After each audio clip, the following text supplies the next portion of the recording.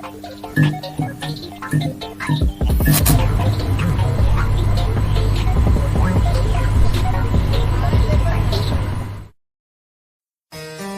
the Winds Productions presents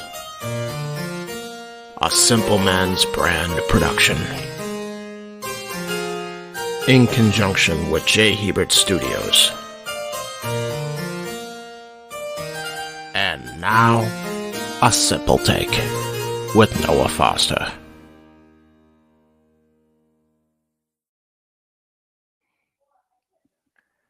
WrestleMania Goes Hollywood has now concluded. Brock Lesnar, John Cena, Edge exercised a demon. The Maverick was put down by the Architect. EEST continues to build her own streak. A trio of extreme satisfaction with the man and a company put down damage control that might as well be damaged goods. A banger for the ages. As brutality humbled royalty, as loyalty overcame a bloodline in a whole different meaning of family. And we witnessed exactly what it meant, where if we truly saw if Cody Rhodes finished the story. This and so much more ahead as we give you a simple take at what has already concluded. At WrestleMania Goes Hollywood is now in the past, and we look towards the future. So, JJ, what do you want to talk about? That is a loaded question, good sir. Yeah, right? Anyway, hello, everybody. Welcome once again to another WWE Simple Take. You know what this is, for I am the simple man with the spectacular voice as christened by JJ and JM. My name is Noah Foster. And with me, of course, is my color analyst, analysis, the host of Open Mind Night, the renegade JJ Williams, as we now look back at what has transpired as WrestleMania Goes Hollywood. And this is, of course, being done for y'all live on Tuesday night, April the 4th. And we decided to start a little early. 7:51 p.m. Eastern Time ahead of NXT, which definitely stood and delivered, but that will be for another day if time allows us to. Without further ado, JJ, how are you now that the WrestleMania week has fully concluded? I'm good. All things considered, and we will dive deep. As Randy Travis would say, we're going to go deeper than the holler on some of these topics here. All right. But I still have a voice. As do I. I actually went to bed a little bit early yesterday. I watched about half of Raw on my end, so I could get a good night's sleep. First really solid night's sleep that I had since the festivities really kicked off last Thursday with Multiverse United. Nice. I'm good. I'm in a good place. Again, there's plenty to talk about. You ask at the top of the show, what do you want to talk about? It's a loaded question. What page in the book are we going to read off of today, Noah, for real? Are we going to start at chapter 1 or chapter 15? We going to be on page 33 or page 82? There's so much to dive into over the course of the last, we'll say 3 days, with Saturday and Sunday of Mania and, of course, the Raw after. That's a very fair point. There was a blockbuster announcement made yesterday that rocked the WWE to its core. We're going to try, I think, not to get too deep into that. Got to save something to talk about on open mic night. True. But, I guess the best place to start would be the beginning. First match out, first night, Austin Theory and John Cena. All right. Sounds good to me. I mean, who just records something on DVR and fast forwards to the ending? I completely understand. And for those that are just now tuning in, thank you again. Please like, subscribe, comment, tell a friend. And if you want to try and dictate the conversation, super chat this man at Cast 18 Studios. Super chat is as simple as that. So without further ado, since you basically called for it, I think it makes perfect sense. Let's just get right into it. As we know, the 2-day spectacle, the showcase of the Immortals, didn't necessarily give us a full idea of what the lineup actually was going to be top to bottom, but at least gave us an idea of what was truly going to be the beginning. And talk about really setting a pace for yourself and really putting yourself up on your own marquee. as it was the 16-time world champion John Cena going after the United States Championship against your boy, who you truly have to find and recognize for his talent potential of the future, Austin Theory. And I gotta say, for setting the pace for Saturday, it looked like it was kind of starting off strong. And then I saw what happened towards the end. I still wonder, is that really the way you want to go and be recognized as winning? I know record books is wins and losses, no ashtrays, but JJ, come on, your boy, he pulled all the shenanigans possible by the shirt to overcome John Cena. And honestly, I was feeling like this match didn't really kick into second gear at all. It kind of was more so a sparring session almost, to see how Austin Theory handled not necessarily John Cena's style, but being in the ring with somebody as recognized, respected, and believable as him. So, what was your take from this match? And again, your boy did retain the United States Championship. Yeah, I mean, I kind of agree with you. It kind of stayed idle in first gear. Some people would say it managed to drive in neutral, but as far as the shenanigans at the end, heels are going to heal. Austin Theory, by hook or by crook, I believe the quote gets attributed to the great Jesse Ventura. Always said, "Win if you can, lose if you must, but always cheat." Right. Theory did what he had to do. John Cena came on to Raw, whatever it was, 2-3 weeks ago prior to this contest, ripped Theory a new one, and basically told him that you don't deserve to be in the ring with me. Yeah. And regardless of how he got there, Theory defeated John Cena, retained the United States title. Almost sort of a kickoff to go to another established wrestler who came in around the same time as Cena, almost the start of a new legend killer, if you will, because he kept the momentum going on Raw. Yeah. With one fair. Rey Mysterio. Right. So you just checked off John Cena and you checked off Rey Mysterio, who literally just won the Hall of Fame. Every now and again, and maybe it's just a Williams family tradition, but my dad has had a knack of calling things when he's seen them. I'll take you back to the early 90s. The very first time my dad saw REM's Losing My Religion video when it first came out. That's going to be a hit. It is. Blew up. One of their biggest songs. When my dad watched Carrie Underwood walk in for the auditions of American Idol, he said, "That's going to be your winner." And she won the whole thing. Arguably the most successful American Idol to ever come off the show. I saw Austin Theory the first time I saw him. I said, he is going to be somebody. He is going to be a major star. John Cena, check. Rey Mysterio, check.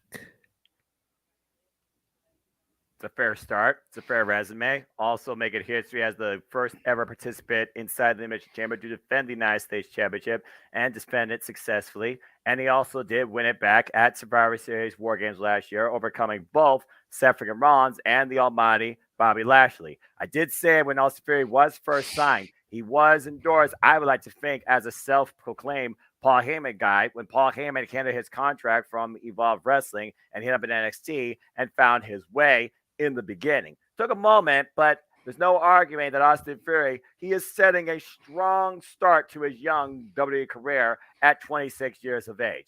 But again, I do feel like there is a point where a champion, even in a heelish mentality, needs to prove their worth. I look at this as Seth friggin' Rollins did when he was only Seth Rollins, back when the authority made sure every way possible he kept the WWE World Heavyweight Championship underneath the authority's thumb. It wasn't until it was instigated by one former Dean Ambrose, now Jon Moxley, that he actually successfully claimed the championship all by himself in a ridiculous ladder match that felt more important than the actual Money in the Bank match on that same pay-per-view. And why Austin Theory right now, again, is still very young in his second run as United States champion, I do think your boy needs to prove his worth on his own one-on-one sooner rather than later. That's really my takeaway from that.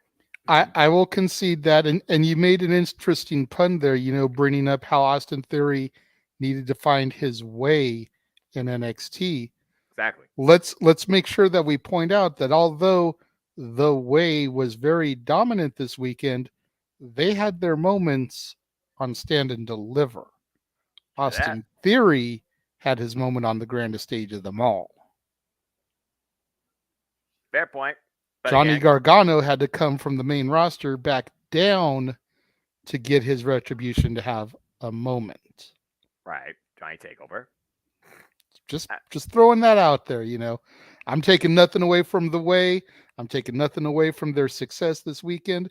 I was just as happy as you were watching Indy Hartwell climb the ladder, Johnny Gargano get his victory over Grayson Waller, and that reuniting on the stage there of all four of them embracing. Just as happy as you are. But that was on the developmental brand. Right. Theory's moment was on the main stage. It's a fair take. Curious to see what's next for Austin Theory now and who will come after him and how he will once again prove to himself more than anybody else why he is the United States champion. A-Town down is now, and we will see where he goes from here. But again, a win is a win, so good stuff for Austin Theory. As we move on from there, this was really a fun match. And all I got to say, despite they didn't win, is thank you! Because I'm not going to lie, I enjoyed the hell out of calling this one with you, JJ. As the Street Profits went up against Braun Strowman and Ricochet, the Alpha Academy, and the Viking Raiders.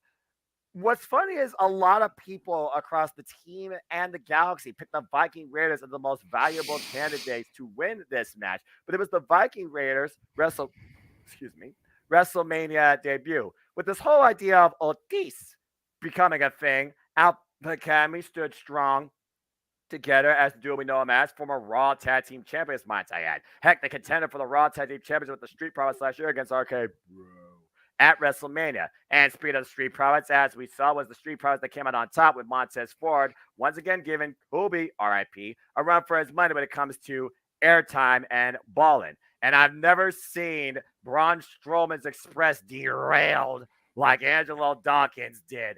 This was fun, and everybody definitely showed out. This match stood up to the name Showcase. Congratulations to the Street Profits that got the win, and what I feel, especially what happened on Monday Night Raw, probably was an impromptu proving ground to prove your way to be called number one contenders to, we'll talk about later, the WWE Undisputed Tag Team Championships.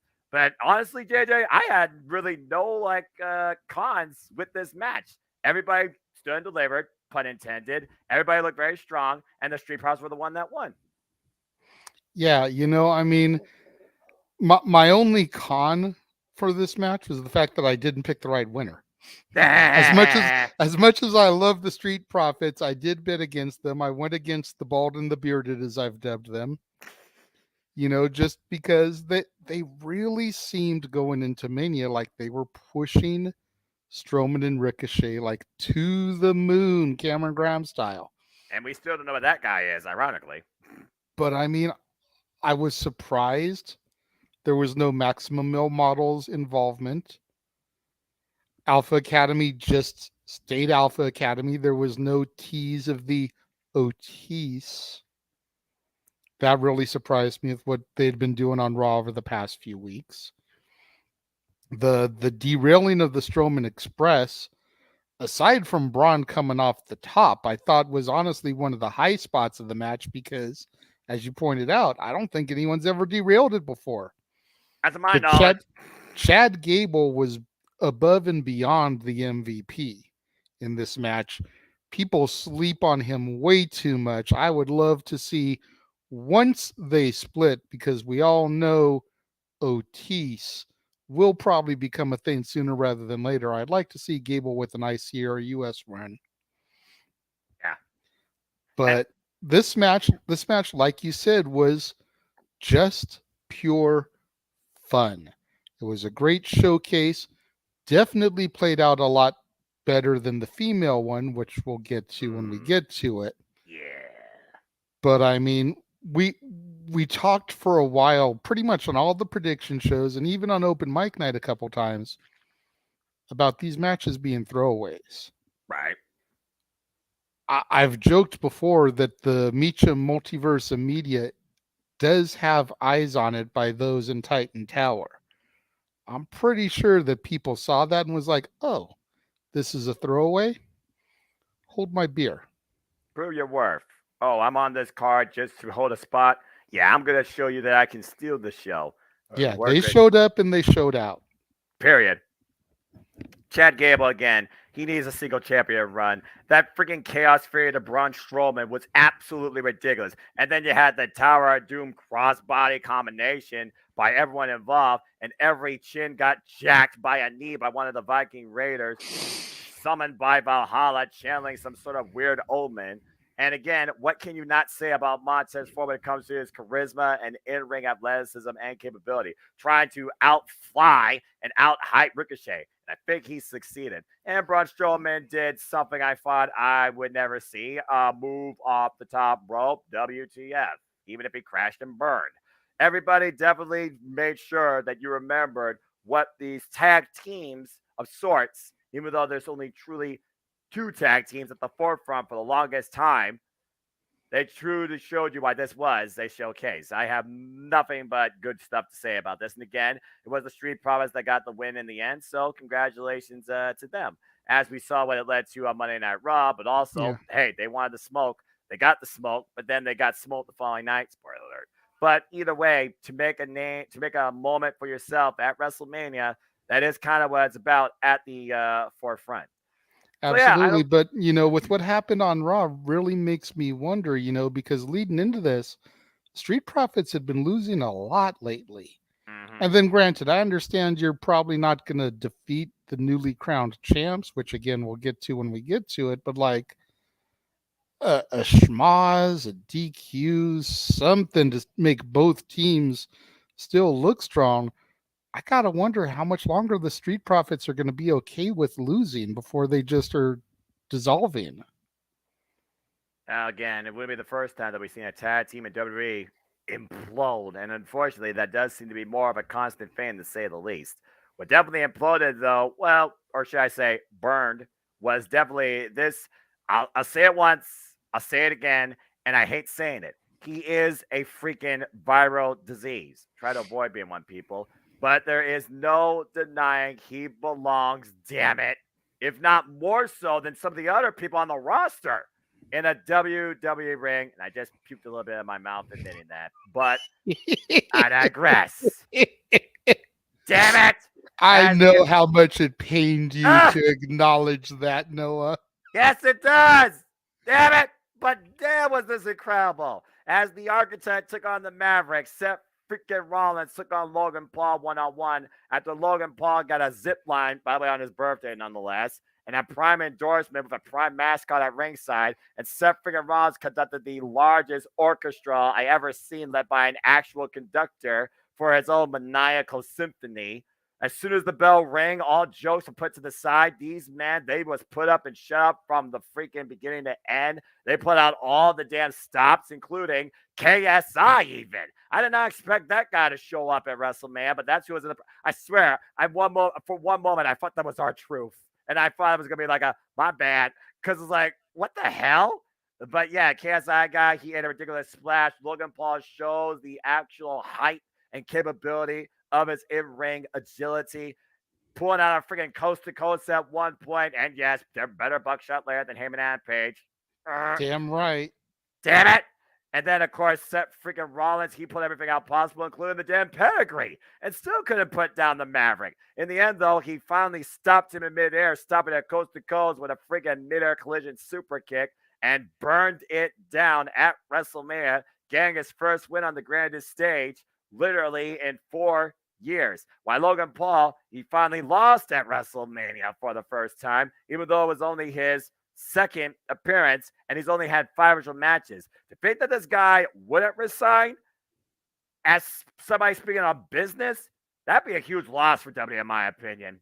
Because I gotta say, he showed it, he earned it, and as far as the showcasing goes, respect him or not, he deserves it. Mm-hmm. I don't like Logan Paul any more than you do. Yeah. But Game recognized game. And Logan Paul is arguably the greatest celebrity in-ring performer that the WWE has ever seen. Mm-hmm. Period. Bad Bunny is good, but Bad Bunny was not offered a WWE contract. No. Neither was Stephen Amell. No. And Andy Kaufman basically had to create his own championship to have a shtick. Yes. Granted, David Arquette became the WCW World Heavyweight Champion in his very first match. But that was WCW. Right. And that was towards the dying days of WCW when they were trying to do anything to generate publicity. Mm-hmm. The move worked. Don't get me wrong. But that was a huge shit stain on WCW for a very long time. You notice, aside from challenging Roman Reigns for the title, Logan Paul has had no other title matches. He's not become champion. He's sticking in his lane because we know Logan Paul is not going to be a full-time competitor. He's not going to be there every week on Raw doing the grunt work defending the title. He is a Brock Lesnar. He is a special attraction. He is the guy you call to come in for the big four or the big five. The events that you already know are going to generate mass media publicity. And here comes this outside icon that's going to compete on it too to draw even more eyes. Based off of what I saw last night on Raw, I wouldn't be surprised to see Bad Bunny versus Dominic Mysterio at Backlash. But that's not Logan Paul either. Respect just has to be given to Logan Paul, whether we like it or not. Because again, he is the greatest celebrity in-ring competitor in the history. I won't even say of WWE, of professional wrestling. Yeah. Period. Yeah. And here I thought it was Ronda Rousey, but we saw how long that snuffed out for. And even then, she's a special attraction of her own. But we'll talk more about that. But Ronda Rousey isn't a celebrity. And be careful with the way that you interpret that, because while she's got the name recognition, she is notable. She's done movies. She's a celebrity in that aspect. She's a fighter. Mm-hmm. She was a UFC competitor. She was trained in judo and wrestling. So she is a wrestler too. Fair point. It's not like, Scarlett Johansson. Just Pamela to snatch a name Pamela out Anderson. Of the air. Yeah, or Pamela Anderson. Right. She is a legitimate fighter. So while she has name recognition being Ronda effing Rousey, the baddest woman on the planet, she's a fighter. Of course she's going to do good in the ring. To counterpoint that, though, let's not forget Logan Paul's sports background as well. He is a Golden Glove-esque boxer. Remember, he's got a screw implanted in his right hand, where his right hand is literally technically a legalized weapon. And he used that against Seth freaking Rollins, too. He pulled out one lucky punch, but he didn't go into the pinfall fast enough. Otherwise, I'm pretty sure Logan Paul would have won this thing, too. There was polarizing thoughts when this match came to be, whether or not Logan Paul was going to be around for the long haul, or was it going to be like a big one last time in WWE? Because, again, it was his birthday. So, to be fair, Logan Paul does have that sports-centric background too. But you're right, more so he's recognized for his social media, on-air, YouTube, impulsive, blah, blah, blah, influences, guiding that sort of viewership to the WWE for the first time ever, if not expanding upon it. So I do understand what you're saying there. He is a social media ambassador who happens to have an athletic background. Well, either way, Seth freaking Rollins and Logan Paul, they came out, they showed out, but Seth freaking Rollins burned it down. Congratulations to the Monday Night Maniacal Messiah. We'll see what's ahead for both men. And can we give Seth some props for a moment? You mentioned the zip line. Seth Rollins having a conductor Right? conducting the crowd for his entrance was one of the funniest things I think I have ever seen in my life. He did one half, then the other half, and then everybody. That was beyond friggin' brilliant. Oh Some my God. 80,000 strong, including our very own Jeff Meacham.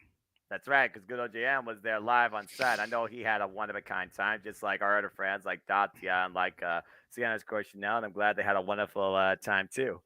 All right. Well, either way, that was definitely a fun match. I feel like this one was pretty fun too, but boy, do these six have a lot to follow, right? Oh, I yeah. feel like more so the entrance, particularly for one trio, was more over than the match itself, especially for how long it took Trish Stratus to come in. Just saying, despite the fact she hasn't been there for a long time. It was still a nice women's showcase, but at the forefront, I think it's safe to say it was about the two frenemies of this generation, in contrast to what Lita and Trish once was. And clearly, I'm talking about Becky and Bayley. As we had 6-woman tag action with Damage Control led by Bayley, of course, with Io Sky and Dakota Kai. Man, the way that just runs off the tongue. Freaking going up against Lita, Trish Stratus, and Becky Lynch. And yes, Lita and Becky Lynch are the women tag team champions for those that haven't been tuning in for a bit of a while. And the titles were not on the line. This was more so a battle of pride, but also I feel like just an appreciation and also giving a legend an accomplishment, as I'm sure you will talk about here in a moment. Like I said, I kind of knew which way this match was going to go for a couple of reasons. One, Lita and Trish Stratus aren't losing at WrestleMania. Damn it. Two, the titles were not on the line. And three, the entrances themselves, based on value, I kind of saw who they were putting more stock into. Talk about a comic book s entrance as three vigilantes of sorts gather in the night to overcome Damage Control that were running riots every Monday night, which I thought was still a pretty cool way to bring them in. As of course, Queen Extreme, Stratus faction, and the Man came to be, and here we are at WrestleMania. I do like the fact that, again, Becky and Bayley were the focal point, but they wasn't the only thing involved in this match. If nothing else, Lita got a chance to really show out. There was some good dynamics, some good tag team work. Clearly, there was more tag team work on Damage Control's side, considering how long the trio has been together since SummerSlam. But we saw a bit of a setup here, and then finally when Trish got the tag, it felt like the audience really picked things up. But besides a chick kick and a Stratus faction, wasn't really a whole lot on this match from Trish. As we saw in the end, again, the focus was Bayley and Becky Lynch. Next thing you know, a big Beck's big man slam, and it was over. But still, a fun 6-woman showcase, and Lita finally got a WrestleMania moment. Yeah, I mean, that was the big thing for me. You know, unfortunately, since their debut, Damage Control has been pretty poorly booked. I'm curious to see what's going to happen now with the fact that Bayley wasn't even with them on television this week. Not much more to say besides that at this point. Yeah, Right? I mean, it really helps. It helps to fuel the fires of the rumor of the potential Trish heel turn. Right. But we didn't see no tease of that But at all. I mean, Perfect. well, no, not in the match, but now that Bayley is not on TV and Damage Control is on their own, it definitely leads a little bit more like, okay, there's a position missing, a leadership figure missing. I mean, it just seems to be too easy almost. And maybe that's the key, is it is too easy.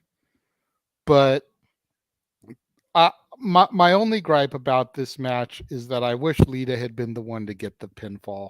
Agree. Because like I pointed out, you know, she had not gotten a win at WrestleMania. This is only the second Mania she's even ever competed at. So if she had been able to get the fall off of the Lita moonsault, I think that just would have been the perfect exclamation point. You know, we all know that once they lose the titles, she's going to be gone for a while. So I understand keeping Becky strong, having her get the fall, but it would have been nice to have seen Lita be the one to get the victory there. Yeah, and the other thing I think about too, what Becky did say, 10-year-old Becky Lynch, WWE fan who wanted to aspire to be a WWE superstar, to fall in the steps like Lita and Trish Stratus. Now I'm tagging alongside them at WrestleMania in six-woman action. Big moment for Becky Lynch. So again, it just seems like a nice, fun little way all around for the right side that got the win. But it does make me wonder, since you do bring that up, because Bailey was nowhere to be seen, and Damage Control lost out on a chance to challenge for these titles again, it seems, for now. And we will see how Becky Lynch and Trish handle their first defense. Finally moving on from what Becky Lynch felt like was a never-ending story, a vortex of sorts. As, of course, next week, spoiler alert, it will be Becky and Lita defending the tag team gold against the now duel of Raquel Rodriguez, good grief almighty, and Liv Morgan. Can we stop with the freaking random duos for Raquel, particularly? This is the fourth one I can think of right now. Good grief. But I digress. But we'll see what happens next week, Monday night for sure. And maybe you will get what you're talking about, because I know there have been rumblings about the idea of Trish Stratus versus Becky. Maybe Backlash even. We'll see. Yeah. Okay. I mean, I'm right with you, and I'm not even going to get started going down the rabbit hole that is this house's hatred with Liv Morgan. We'll just leave it there. Tranquilo, mi hermano. Okay? And the reason I talk about myself in that form is because orale, was this a freaking awesome match and presentation that left you almost up and bent over laughing from the beginning. And all I gotta say is this: about damn time that father humbled that ungrateful, disrespectful, arrogant little brat that got out apparently at the 1%. If you know, you know, based on what I commentate, but I digress. As of course, it was father versus son at WrestleMania, as Rey Mysterio took on his son Dominic Mysterio in one-on-one action. And from the bell, you could definitely tell both sides were coming in here with an opposite demeanor, not just towards each other, but towards what they wanted to prove at WrestleMania 2. Despite the fact that Rey Mysterio is one of the greatest luchadors ever that pretty much put Lucha Libre on the mat and is a WWE Hall of Famer. But this match was a first time ever. And I gotta say, JJ, I feel like this definitely was worth the bill for what it was worth. And I feel like not so much it was about father versus son, but it was the world against Dominic, considering who got involved. But I also feel like he brought a lot of that on himself. Yeah, he did. But for this match, and I'm gonna put Dominic over here for a minute, okay? So allow me and begrudge me this, but let's go back to the beginning here, starting with the entrances. Yes.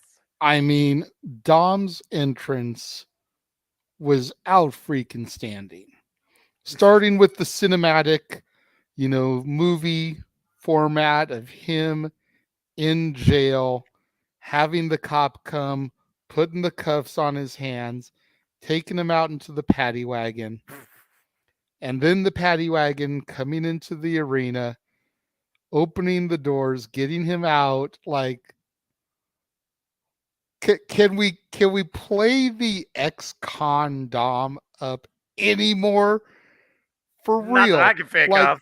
God. the only thing that I can think of that would have played it up even more would have been if, considering who the co-host of WrestleMania was, who late last year bought the assets of the record company that he got his start on, Right. if they had used the track Stranded on Death Row Oh. to start off for his entrance. Much like as we transition to Ray, he had nothing but a G thing. Oh. He had Snoop Dogg bumping in the lowrider, driving the lowrider for him, and then the smooth transition into Eddie Guerrero. That popped me. And then the transition into his Booyaka 619. Damn it. I wish it was Who's Which, Jumping Out of the Sky. while I would have liked the Who's That Popping Out the Sky just as much as you and popped even harder, POD is a San Diego native band. So it's a little bit more California love there. You started with Snoop Dogg from Long Beach. You ended with POD from San Diego. Just throwing that out there. Yeah, like if Dom had the Stranded on Death Row, because that whole song starts with the cell door closing and then starts to go into some rap. It's like, dude, that would have been so perfect for ex-con Dom to be rolling out to just for one night. I had anticipated Dom coming out to a little bit of Eddie Guerrero just as a way to try to get some uber heel heat. And it was Ray that did it. Mm-hmm. So I was on the right path. I just had the wrong Mysterio. Yeah, the wrong piece. But then let's move into the match for a minute.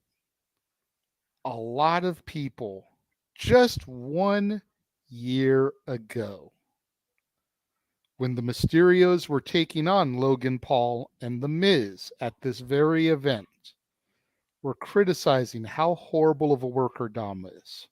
Mm-hmm. This heel turn, we've talked about it on open mic night, is just what he needed. Dominic Mysterio was on fire in this match. He was the best I had ever seen him, and granted, his Hall of Fame daddy ain't going to make his son look bad. About to say, it takes two. Let's be real.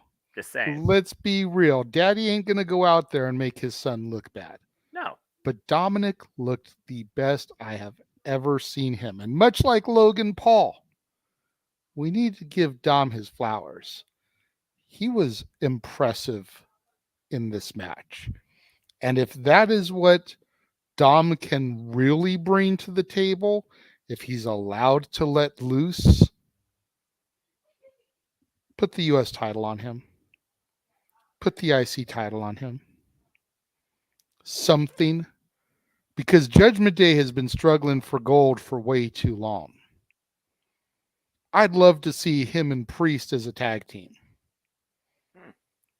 You know, going up against our champions that we'll get to in a moment. Well, considering it's a good, solid heel team to go in the baby faces. Well, considering that, according to the storyline we've been following since his interception, JJ, it was Dominic and Damian Priest that did challenge for the W Undisputed Tag Team Champions previously on a Monday Night Raw that fed into the whole Bloodline saga ahead of Survivor Series War Games. But I do understand what you're saying because the cohesion is there. But clearly Dominic made this a family affair, and everybody got their just redemption, and rightfully so.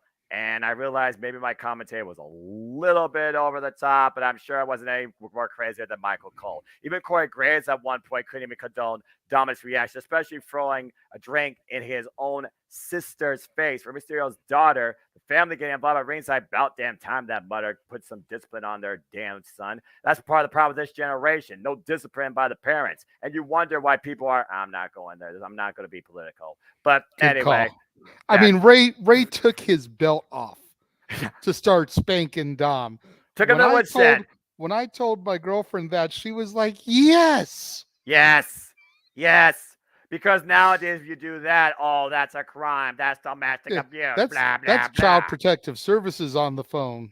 Yeah, damn correct justice system, but I digress. But I mean, you're right. Every Mysterio got to play a part in this. And Bad Bunny, who has so much respect for Rey Mysterio, as we saw, because after the Judgment Day came down to try and once again make sure Dominic was going to come out victorious and humiliate his father, after bringing out a chain inside his blazer, Damian Priest, and just so y'all know, no, there is no weapon inside my blazer. But that being said, is there? Anyway. That was a demonic grin and laugh, sir. I didn't think you had that in you. What? What are you implying? But to your point, I mean, anybody that's followed the WWE for a period of time knows that Bad Bunny and Rey Mysterio have respect for each other. I want to say it was the Royal Rumble last year when Bad Bunny made a surprise entrance after having been Rey's tag partner the year prior. Yep. Or no, he was Priest's partner the year prior, Botch. excuse me, Yeah, WrestleMania 37. against Miz and Morrison. Right. But I want to say it was last year Rumble when he made a surprise appearance. There was a video floating around after the Rumble of backstage interactions and Rey actually peeling his mask off and giving the mask that he had been wearing to Bad Bunny. You're right. As a symbol of respect. You're so, right. There's clearly history there between the two of them. And if we don't get a one-on-one at Backlash, we may get Mysterio and Bad Bunny against Mysterio and Priest.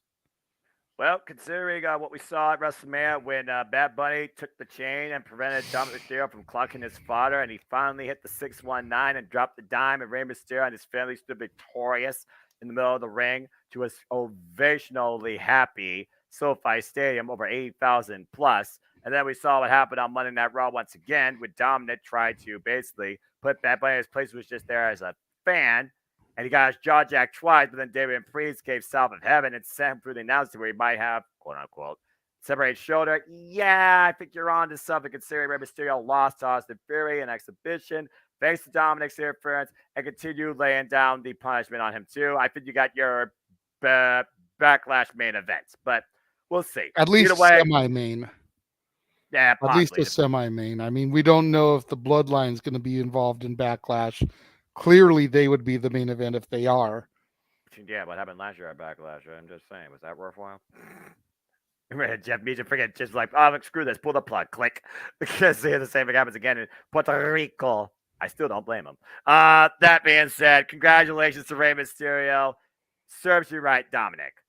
And hello, Hassan. I see you in the chat there. And we see you, Hassan. But again, we are just giving our simple take for WrestleMania, as we're going to keep it on that. But if you want to try and steer the conversation, super chat. It's as simple as that. And you can always super chat and Cast the 18 Studio. So again, super chat is as simple as that. All right, well, as we move on from there, of course, we had Snoop Dogg and The Miz, who apparently both were our WrestleMania hosts, and they had a little bit of fun. They gave us the numbers, 80,000 plus, and then The Miz was like, I'm at WrestleMania and I don't have a match. Well, I'm gonna give the people a must-see open challenge. So who back there is willing to come out and face me? Well, I gotta say, I say all the time, let's freaking go. Pat McAfee! That was so damn hilarious. And of course, Pat McAfee doesn't wear wrestling gear. It's a freaking stuttered tank top and ripped up pants and tennis shoes. This dude is such a goober, and I love it. He does not change no matter what. And again, Michael Cole, like a kid in a candy store. Corey Graves, an absolute just absolute disappointment. That's for Snoop Dogg, though, he made the match official. He got out of the ring because you do your thing, dog. You know your work. Oh, he tried to in his super sparkly stud suit, giving Nick Cannon run for his money. At the end of the day, though, with the help of a San Francisco 49er and George Kittle, McAfee wins once again at WrestleMania, and Corey Graves was threatening to quit.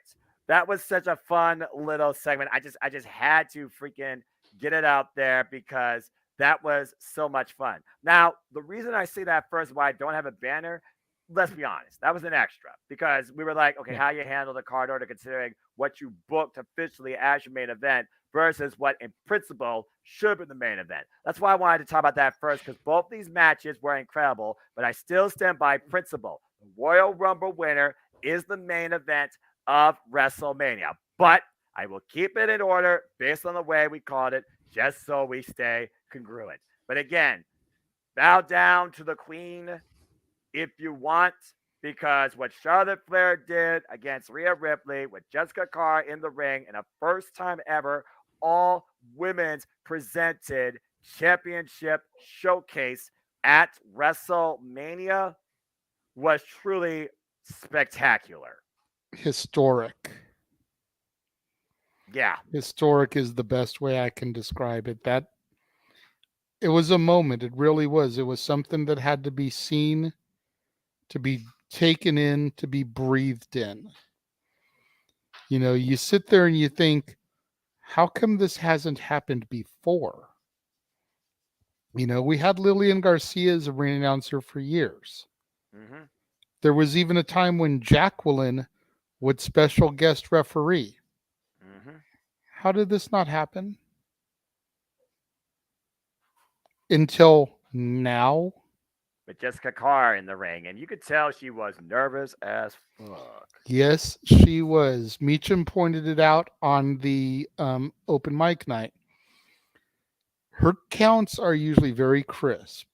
Mm-hmm. And there were quite a few times when she needed to go for that close 3 count that she hesitated, she stutter stepped, that she wasn't as crisp as normal.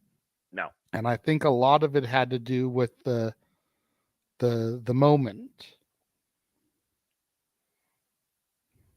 Well, it certainly was a moment for all of us. And again, we saw these two push each other further beyond what we thought both were capable of. As we recently saw in the press conference, what really said the difference was with here and now was her confidence. She didn't overboast herself, but also she made sure she was prepared this time. Again, this match was a 3-year story of redemption. It was back at WrestleMania 36 where she thought she could beat the Queen because she was the leader. She was the champion of NXT, and she got humbled quite easily in front of nobody. And we've seen what she's Mhm. done since then in her character development, in her presentation, in her confidence, in her in-ring capability, adapting on the fly. We saw a spear survive. We saw not just selection survive. We saw Riptide survive. And the only thing Charlotte Flair was unable to do was the figure 8. And I feel Rhea Ripley was aware that if that move was locked in, that was the death note. And talk about getting physical. Oh, we're not the main event. Watch this shit. These two threw each other all over the place and let their bodies on the line, including Charlotte Flair, who I think got really planted nose first on an overhead suplex. That was nasty impact. Jesus Christ. In It the end, though, was. when Rhea Ripley said, "My time in the corner," after headbutting her into oblivion, but the Queen still kept fighting back because that's what Charlotte Flair does on the grandest stage of them all. Like it or not, folks, politically aside, you have to respect what Charlotte Flair did during and after this match this past weekend. Because after a ridiculous, I've never seen her use this before, avalanche variation, a super riptide. Hey, there's a tsunami I've had to sort for you, Bronson Reed, and you weren't even on WrestleMania. Jeez.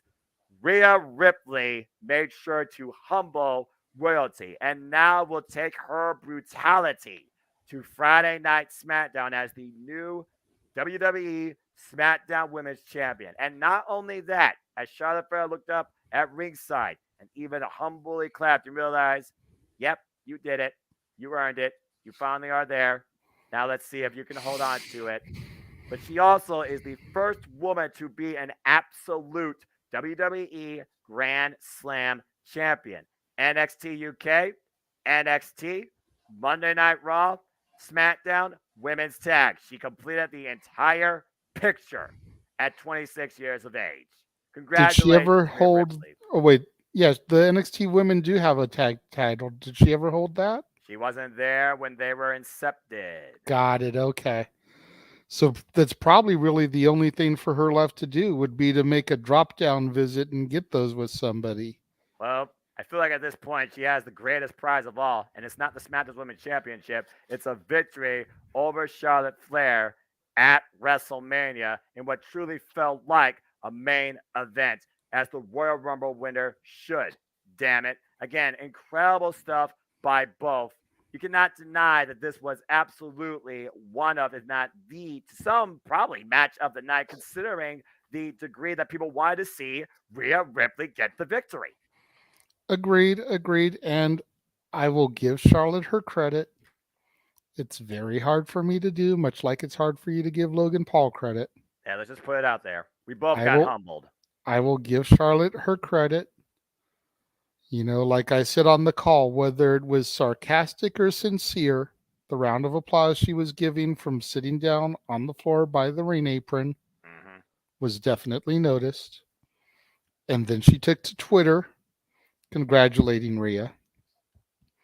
So I will definitely give the queen her due.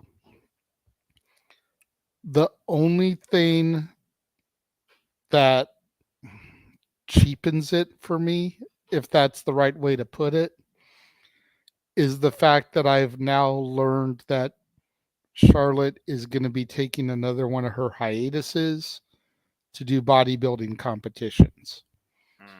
So she lost the belt because she was going to leave to do an outside project.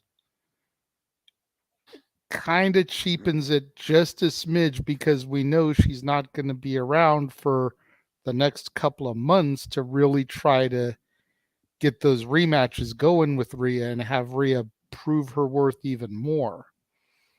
Mm-hmm. It was she lost the belt and now she's going to disappear and she'll probably come back around SummerSlam or something and win the title again so she can have number 15 out of 16, even though she 17. has 16 if you count the NXT ones. That's why I said 17. The next time she I wins the know. title, she beats her father. I know. I'm acknowledging the way WWE counts, but you noticed I also immediately threw the other. So I know. But I mean, that's the only thing that makes it less of a moment for me is knowing that. And it's one of those rare times where I wish I didn't have social media to know that insider information, but it There's a is what it reason, is, like I I said, guess. there's a reason why I said, JJ, I don't scroll and have I notifications. know. I don't have notifications either, except for people that I actually give a damn about. Hmm. But you can't blame me for scrolling as of late with the earth shattering news of yesterday. Which we will talk about towards the conclusion of this whole thing. Yeah. I mean, you kind of need to keep up on what is going on with something that monumental, especially if you're the host of an open mic night forum. Cheap plug. Gotta say. Well, this is fair. You hold a forum every Saturday, 11 p.m. Standard Time. Well, but what do I know? Anyway, I'm just a simple man. So there you go. But yeah, either way, the new social media curiosity aside, Rhea Ripley earned her moment and earned that title that night. Congratulations to Rhea Ripley. At this point, nothing could stand in her way, in my opinion. The sky's the limit, even if Sasha Banks isn't there. All right. Well, again, what in principle, and I keep saying it, in principle, should have been the main event was not. But I will not lie. I said it on air, and then I'm just going to leave you to talk about it. I said it on air. I'll say it again. I've seen FTR versus the Briscoes. I've seen Bishamon. I've seen Tanahashi and Okada. I've seen the Briscoes and Gorillas of Destiny. I've seen Motor City Machine Guns in Tag Team Classic. Tag teams on another level of synergy. Tag Team Classics on another level in professional wrestling. Damn it. But what I saw Saturday night, I cannot lie, was the greatest WWE tag team match of all time, and it was for the championships. As we saw, if loyalty can overcome a bloodline, as two brothers born and bred together in this industry for life by family took on two brothers put together by sheer passion and the will and the journey of the industry. As Sami Zayn and Kevin Owens went to take the gold against the undisputed WWE Tag Team Champions, the Usos. JJ, I'm just going to say this, and the floor is yours.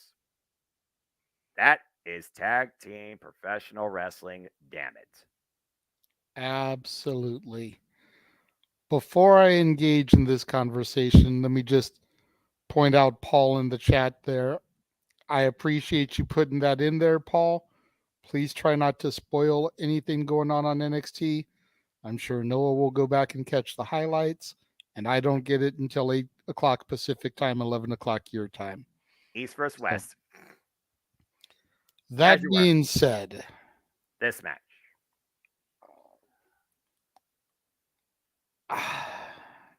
This match left me speechless. Oh, I'm well aware. As strong of a purveyor as much as I pushed for that women's title match to be the main event, because much like you, I feel the Rumble winner deserves that spot. Damn it.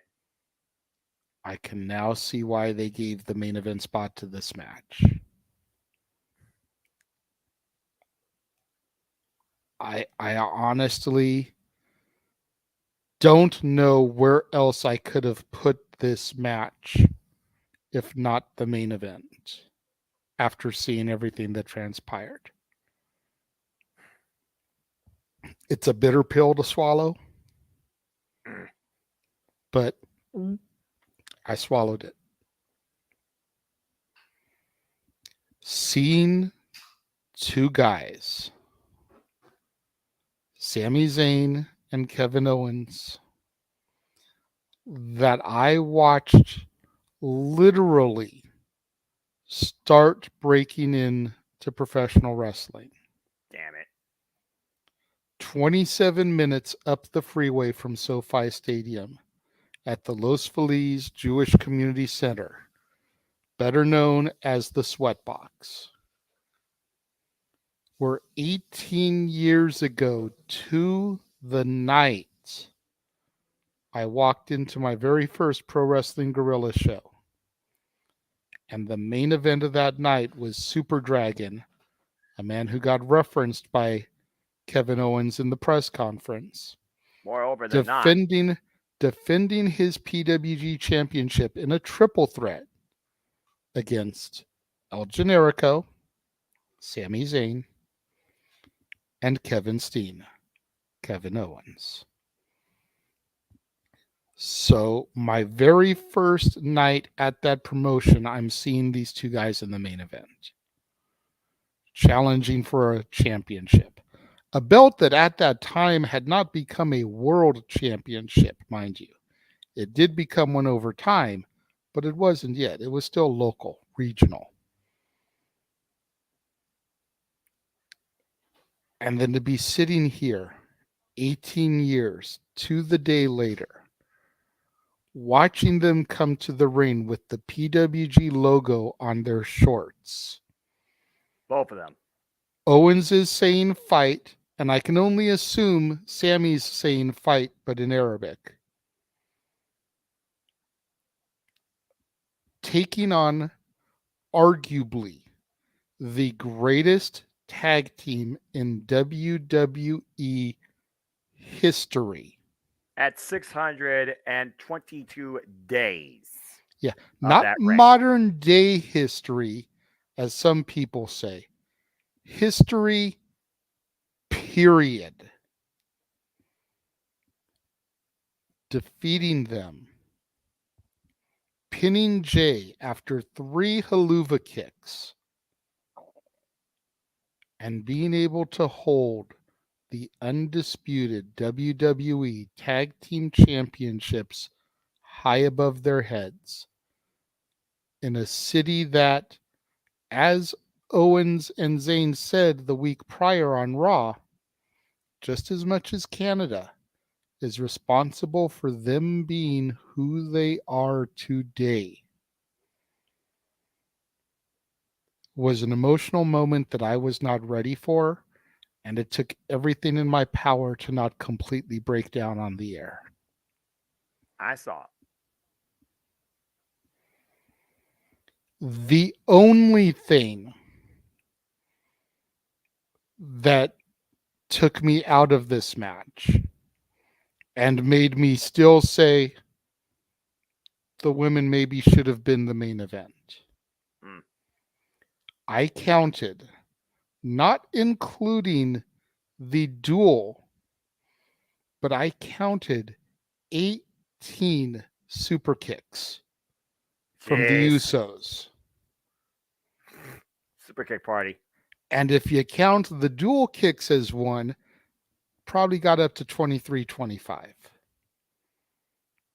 in one match. That's one way to work a sneaker. That's excessive. That's ridiculous. That's too much. I don't care if the competition has the Bucks, Omega, the Elite is a trifecta, doing super kick parties every match. You are the main event of WrestleMania. That's too much. Overkill of a move. Yeah. We talked about it on open mic night. Remember back to 1996 when Sweet Chin Music put Bret Hart away for the title in Anaheim. One kick. Boyhood dream had come true. Didn't have to do 5 a match, 7 a match, 10 a match, 17, 18 in a match. And still lose. Maybe that's the difference. Damn. Because I don't know about you, Noah, but if I took 18 super kicks to the head, I'd probably have a concussion and be in a hospital. Accurate. Also accurate. Okay, Mike. That's the one part of the match that I could have done without. You want to do it twice, maybe 3 times, because they keep kicking out. It's WrestleMania. I'll give you that. 3 strikes, you're out. Try something else. Just Fair say. take. I mean, it's a fair take, but again, there was monumental moments of what the if moments on other moves, though, when the 1D was kicked out for the first time ever by Sami Zayn. They also kicked out the Uso Splash, which to my knowledge has probably been kicked out 2 or 3 other times, if that. Combination, stunner, blue thunder bombs, big splashes by Kevin Owens, Sami Zayn, tag team synergy across all fronts. Kevin Owens left off for dead after going through the announce table, and Sami Zayn at the mercy of the Usos continued to show unrelenting, unbreakable resolve. At one point, literally kicking out at one, still trying to fight back with every fiber of his being. And then what really took me back to 2016 when it came to a battle of friends in Kevin Owens and Sami Zayn. You look at Jey Uso, you look at Sami Zayn, which to me was the story at the forefront of this match, not necessarily the better duo or 2 brothers coming back together on both sides. You really want to look at it like that. But the fact that Jey Uso fell in Sami Zayn's arms, he fought back, he looked at it, he knew what he had to do. He has said it on Friday Night SmackDown, what he and Kevin Owens are going to do. And like you said, that third, in fact, a little bit kick, Michael Cole screaming, cover, which I'm pretty sure I was probably too. I don't remember what I said during that time. All I remember is that I stood on my chair and almost literally broke my back with how far I'd stretched back in pure excitement and delight, and saw you absolutely speechless. And that was the biggest pop moment, an absolute just surreal moment I have ever seen on WWE TV, particularly with Sami Zayn also on my screen in my life. As there was a moment where he's like, he couldn't believe it. He even talked about it during the press conference. They talked about how PWG helped us get there, how Super Giant helped us get there, but also how one particular duo was a huge part in helping them get there too, for those that remember Ring of Honor. And that was Mark and Jay Briscoe's, and he hoped that he made them boys proud too. In my opinion, I feel that what Kevin Steen and El Generico, now Kevin Owens, Sami Zayn, what they did Saturday night made the entire professional wrestling world proud, because they did tag team wrestling to the utmost degree with the utmost humble respect. It's like I said when I do this type of stuff, and Sami Zayn said he doesn't really, look at or think about how am I going to be reacted to. Okay, they like me, cool. I just go with it, because at the end of the day, I'm doing what I love. And I'm just, I'm living the dream. And it's humble to see the reception. I do this as a simple hobby, and I enjoy doing it. And I forget sometimes that I'm a fan as I'm just watching a product. And I just turn into, a JR of sorts. And now look at what it's gotten me. A YouTube-friendly, interactive community of people that are just sad about. It's one of those things where you look at yourself in this world that we love, professional wrestling, and you're just happy to coexist in it. And everything else is just a bonus. Sami Zayn said that honestly, still, the Elimination Chamber was his man because it was in his hometown. They talked about how important Montreal was, and that was also his family. They're different levels of moments, but this is definitely the biggest moment he's ever had with Kevin Owens. And bottom line, Kevin Owens and Sami Zayn, they did it. Loyalty overcame the bloodline. That was the tagline to finish this story. I couldn't think of a better way to close out WrestleMania Saturday than this moment with those two in the ring, now the new WWE Undisputed Tag Team Champions. What a reset for the tag team division, indeed, and for the Usos, probably particularly, because again, they beat everybody else. If Kevin Owens and Sami Zayn were going to do it, who would have? This was definitely the right call, and this was definitely the right way to end this saga, particularly with Sami Zayn and Jey Uso, if nothing else. Absolutely. And that was, of course, our WrestleMania Saturday. Folks, let us know what your favorite match was, either in the comments down below or in the live chat if you're watching. What was your biggest takeaway from WrestleMania Saturday? Would you swap the women's match with the men's tag title match? Was there anything that felt flat to you? Was there anything that surprised you or shocked you? What was your biggest takeaway from WrestleMania Saturday? Let us know in the comments in the chat down below as we now shift gears on good time, by the way, into WrestleMania Sunday, where again, the tagline at the end of the night was finish the story, finish the story, finish the story, finish the story, finish the story, finish the damn story. I almost said a bad word there. That means, and you know what I was going to say. I'm a Christian boy, but I'm a simple man, and sometimes I get caught up in the moment. Damn it. But I digress. And you deserve to. Well, it is what it is. It is. That's one of the things that makes you so special to the multiverse, Noah, is your passion for professional wrestling. Damn it. Yeah, y'all kind. All right, let's go ahead and move into WrestleMania Sunday and talk about opening contest where I wouldn't say it exceeded my expectations, JJ, but it was, to put in one word, adequate. Because at the end of the day, Omos did still look pretty strong against Brock Lesnar, controlling most of what was, I think, maybe a 6-minute match. But at the end of the day, Brock Lesnar, all he needed was one move, a suplex, an F5, and it was over. But hey, Omos, nice single showing at WrestleMania against the Beast Incarnate, right? Yeah, absolutely. You know, I think according to Wikipedia, the timestamp was 4 minutes 55 seconds. I was being generous, damn. But well, I will go ahead and say it. And while it didn't exceed my expectations, I think it exceeded most people's expectations. Because I was reading online a lot of people that thought this was going to be a 2-minute squash Brock done. They weren't giving Omos any kind of credit. No. And I was like, y'all need to watch out on this. You know, I ended up being wrong in my prediction about it being on Hogan Andre levels. But like I had a feeling this was going to be a special moment. And I thought people needed to really kind of give Omos a little bit more credit than they were trying to give him. And I think that he shut up some of the naysayers. Because like you said, he probably dominated the first 3.5 minutes of this match. And all he did was bear hug and clubbing shots to the and power slams. He basically just focused working on Brock Lesnar's back, which in theory, it did stop the first attempt at the F5. And as far as your comment, Key Mike, he's 7'3", so to say it was clean, he got him up and he planted him. It was effective enough. I think that initial gut wrench at the start of the match really surprised a lot of people coming out of Omos. And for that to be like the initial firing shot, if you will, I think that made people sit there and go, whoa, this is not what I expected. Right, because Brock Lesnar went for the suplex immediately and he got swung for the fences. And it just continued from there. You know, did Omos win? No.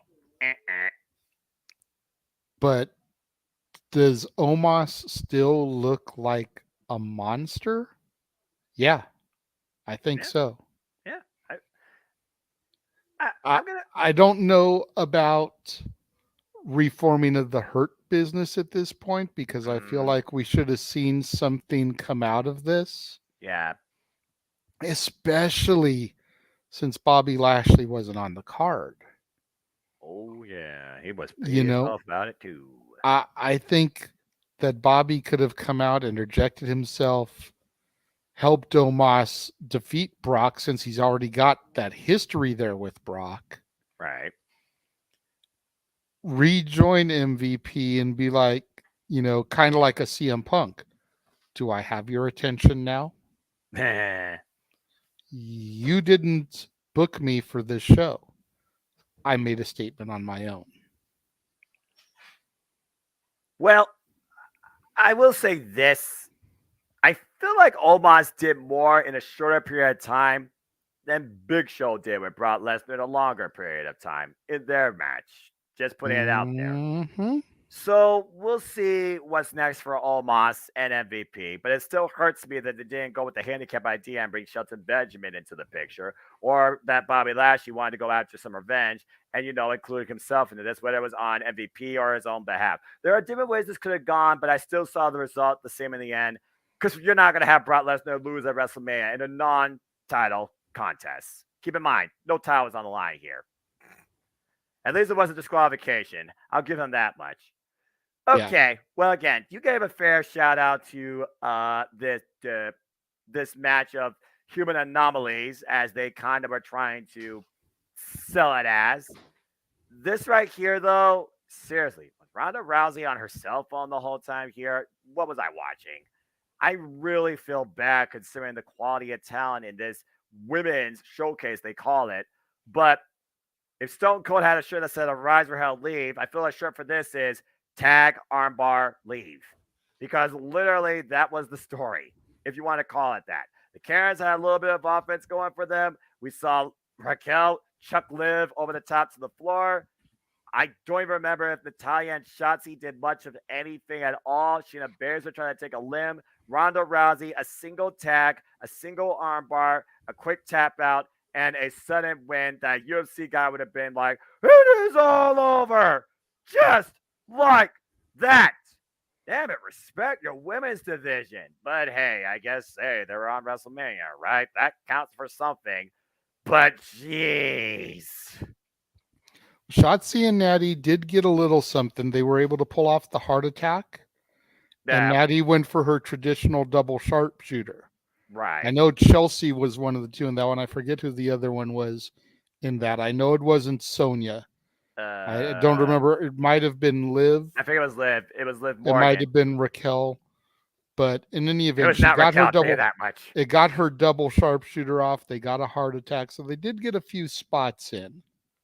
But you're right. They didn't have near the showing that someone like Natalya deserves. Again, going back to what we mentioned with Lita from the night prior. Natty celebrated her 15th year in the company yesterday.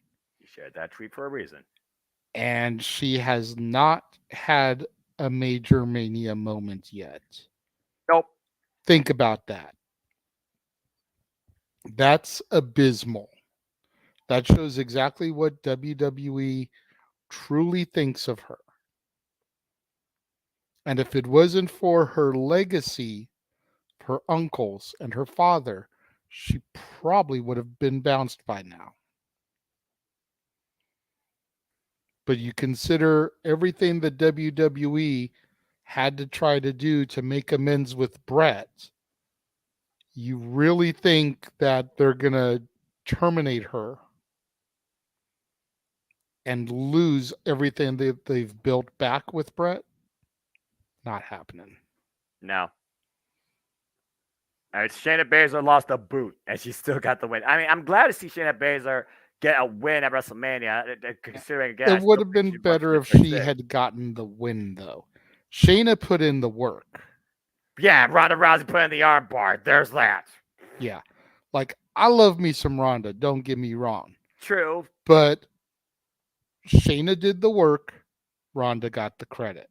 I would argue to say that Shayna Baszler is the harder worker, if not the better worker than Ronda Rousey at this point, because Ronda just doesn't give a damn. But yeah, considering the way WWE has booked the women's division, can you blame her? Ronda Rousey's one of those that I just don't know sometimes. She's truly legit, in what she's saying and wants to see something better with the division, or at this point just don't give a damn because the WWE Universe pretty much are like, okay, you're here, we don't care about you. I mean, we said on the pre-show, the last time Ronda Rousey was involved in that city and WWE capacity was Survivor Series, and she got beaten with a kendo stick by our Charlotte Flair with Ape, and the crowd were ecstatic for it. It was almost like she did double bird. Hey, LA, I'm back. Remember me? I'm still better than you. F you. One move, done. Bye, see ya. And that very well could have been her mentality, because how would you feel if the crowd turned on you and booed you out of the building in your own hometown? Pretty distraught.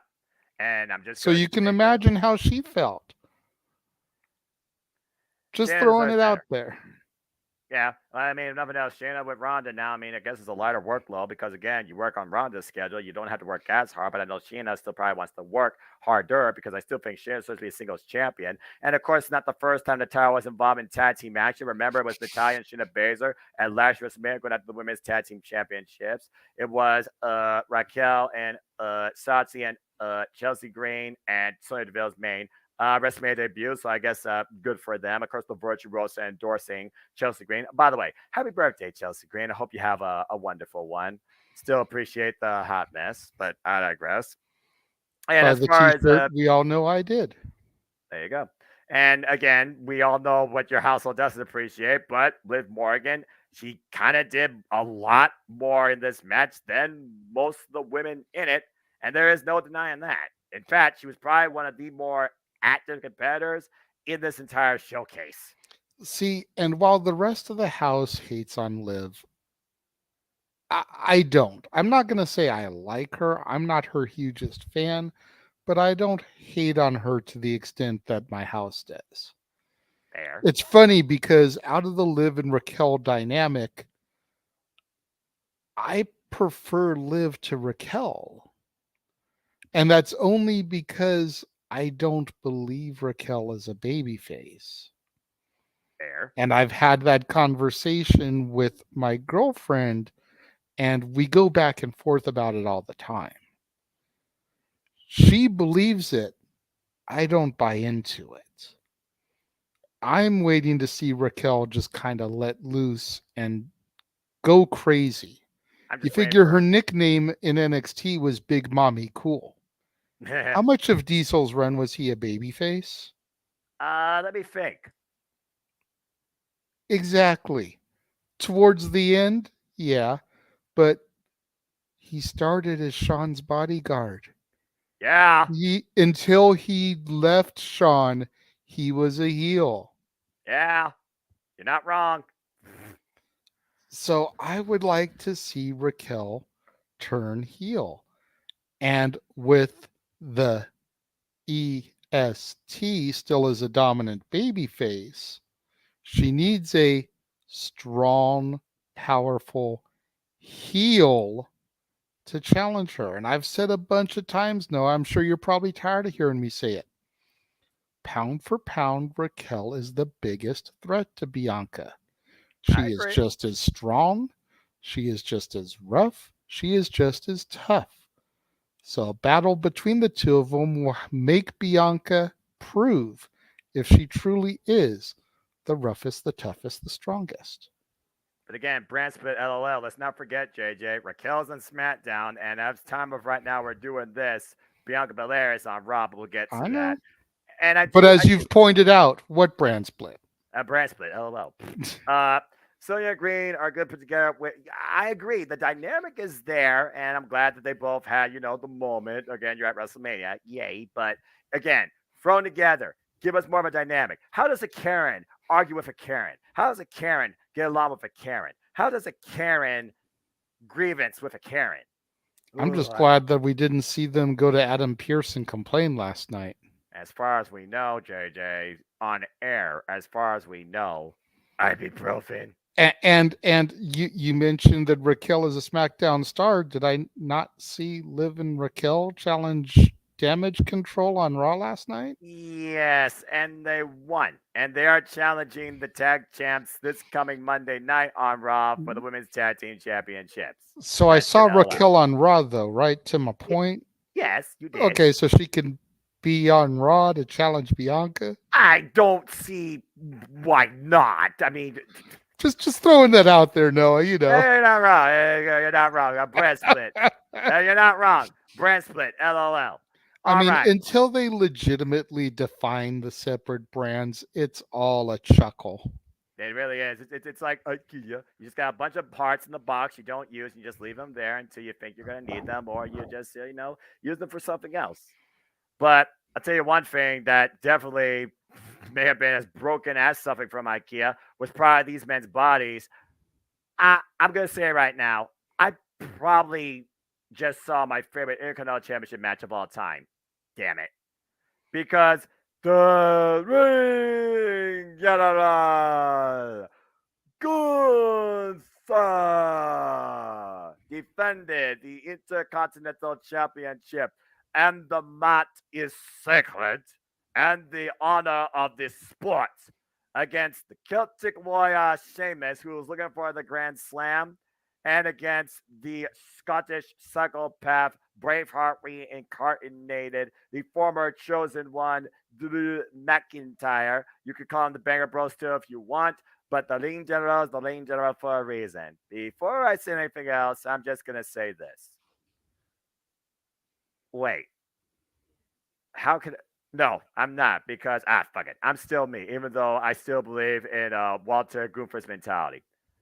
That's professional wrestling, honoring their championship proudly. Damn it!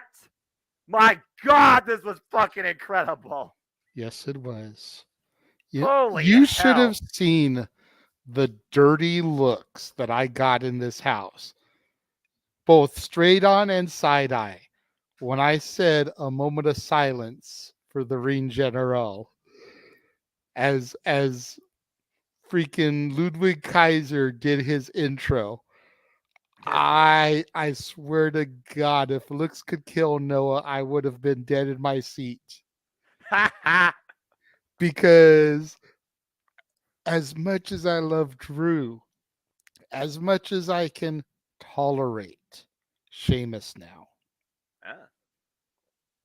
Walter is the best thing going on SmackDown that is not named Roman Reigns.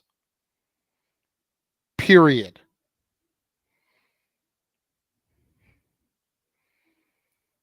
He has no right being as good as he is. I love that you put it like that.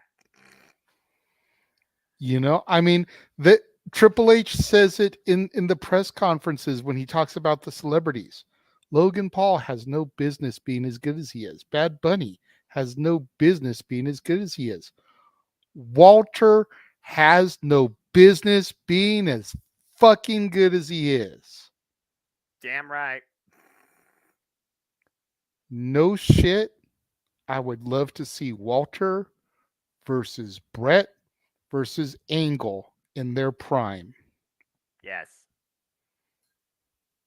Just yes, all the yes. I mean, versus Regal. Let's make it a fatal four-way. All right, whoa. But William Regal can't take a shot to the head. I don't think he could take a chop from Walter. You saw what happened with I said in their prime. Okay. Even in their prime, I still think that's a stretch for Lord William Regal because I don't. You think about that. Think about the Regal that won King of the Ring. Fair point. And even for the 3 to 5 years prior to that. Fair point. But again, the Ling General, find him the man that can beat him. That is not named Ilya Dragunov, the only person in WWE history to hand the Ling General a loss. Put that in perspective, folks. This was ridiculously a clinic. From the chops to the clotheslines to the kicks to the 2-on-1 offense to the Ling General putting down both men at one time, countless times over, from submission holds that took multiple offensive maneuvers to break the Ling General, why he was either in them or why he was literally the one that was ushering them And we saw the pinnacle moment of the match when that freaking bro kick hit.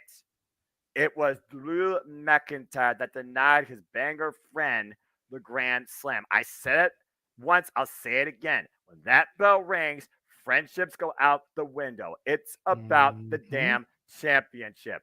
That was the goal for all three of these men, and Sheamus was this close, but denied by his friend. And then all hell broke loose regarding that fall on that when the two Claymore bro kick, knee strike, and clubbed each other into oblivion, only for Darlene General to pull off a ridiculous top rope splash, crushing both men, and then powerbombing both men onto each other with another emphatic powerbomb one last time for Darlene General to prevail in his WrestleMania debut. It was Austria versus Scotland versus Ireland for the Intercontinental Championship established by Pat Patterson since 1979-1980. I will say this right fucking now. Darlene General will go down as the greatest Intercontinental Championship of the modern era. I believe he will surpass the Honky Tonk Man if booking lets him, because there is not a single person right now on that main roster I could see relinquishing the Darlene General of this championship. He proved it freaking Sunday night. This was a banger instant classic for all time. Abso-freaking-lutely. My question to you is this. All right. Do you believe in Walter more than you believe in Joe Hendry? You dick. Put it out there because you said it. But I'll put it to you like this. Darlene General has more experience, more name power, more championship accolades than the prestigious one. And Walter versus Joe Hendry. Joe Hendry was lucky he was able to sing again. That would have been the day now when the music died, but Joe Hendry vocals would never be the same as long as he was alive. I remember watching Walter through WXW, through Progress Wrestling, through NXT UK, through special showcases in Smash Wrestling. The Ring General is a throwback to a style not seen today. He is nothing but smash mouth, technically oriented, calculated, traditional, professional wrestler in that ring. Nobody can match him. Nobody can surpass him with what the Ring General is capable of. You don't get that name moniker without proving your worth. And countless times over, now on the grandest stage of it all, in his debut, the Ring General showed all of you why he believes that this sport needs to be restored with honor, needs to be taken more seriously, and why the mat is sacred. And might I add, by the way, he has led people the likes of Ludwig Kaiser, Giovanni, fuck it, I'm using the original names, Marcel Bartel, Fabian Eichner, the no longer there Alexander Wolf, and the first ever WXW Women's Champion, now knockout in the best book women's division in the wrestling industry and Impact Wrestling, Killer Kelly. The Ring General is the guy you need to surpass if you're going to become a proficient professional wrestler in this industry. My only regret is the fact that I am not going to see him versus Cesaro or Bryan Danielson. Damn it. At least not for the time being. Although with what's going on in WWE, I pray and worry. But I'll talk more about that later. Congratulations to the Ring General Gunther in winning his WrestleMania debut and successfully retaining the Intercontinental Championship in one of the most ridiculous throwdown fights I have ever seen in my life. That is how you make the Intercontinental Champion matter and its namesake hold up. It is that workhorse championship for a reason. And Gunther is the best workhorse you got right now in WWE to hold it and carry the legacy of it. And I am curious now what agree. Sheamus Drew McIntyre are going to do with each other. Maybe not share drinks at the pub after what happened. But again, that's probably going to be happening on Friday Night SmackDown. And we'll see if that leads to Backlash. But my God, I'm not going to lie. This probably was my favorite match of Sunday night, if not nearly the whole damn 2-day spectacle, considering how much pride I have, not only in the Ring General, but for the Continental Championship. I told you personally, my favorite title is the classic white strap Intercontinental Championship. And truth be told, that's not this. And this looks more like a Progress Championship. It fits Gunther to a T. Hello, Rob. Good to see you, my friend. All right. Well, now that we talked about that, let's go ahead and move on now to a match that I will let you simply talk about because, again, you very well might be onto something. You talk about maybe a challenger to come, but right now she is proven that she literally might be building a streak. And I'm not going to lie, JJ, this is one of the results that did kind of annoy me, but she earned it and she did give her respect to her opponent. Can't deny it. Because your EST put off the hat trick once again at WrestleMania, successfully retaining the Raw Women's Championship against Kana aka Asuka. I asked the question that she was ready. She was more than ready. She surpassed it on the showcase of the Immortals. Damn good match brought by both. Pushed the EST to her absolute physical limits, I would say. But darn it! Asuka Kana denied again. You realize now this means that Asuka is 0-5 at WrestleMania? That's messed up, dude. I hear you. I concede the fact that for Asuka to have competed that many times at WrestleMania and not picked up a victory is a crying shame. Damn it. But what does that say for Bianca Belair? Who's 3 Let's and think 0 now about in a row. let's think about who she's competed against. All right. The boss, Sasha Banks. Main event WrestleMania 37 won the SmackDown Women's Championship. The man, Becky Lynch. Not the main event, but was able to successfully pry the Raw Women's Championship from Becky Lynch. And the Empress of Tomorrow, Asuka. Former longest reigning undefeated NXT Women's Champion who had to relinquish the title due to the fact she beat everybody, and the reincarnated Kana even tried to pull the mist out and came up short. My point being, these aren't jabroni contenders. Fair. They're not Carmella. They're not Liv Morgan. They're not Alexa Bliss. Damn. All respect given to those three women because they are all former champions. Right. But she has beaten a boss, an empress, and the man. As far as I'm concerned, she still needs to topple the queen. Mm-hmm. It would be nice if she could face the role model also. But with Bayley's status being questionable at best as of right now, Right.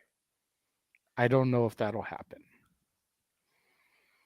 But Bianca Belair is poised to be the female Undertaker.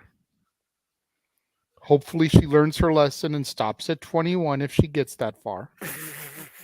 Because as we all know, 22 is a bust.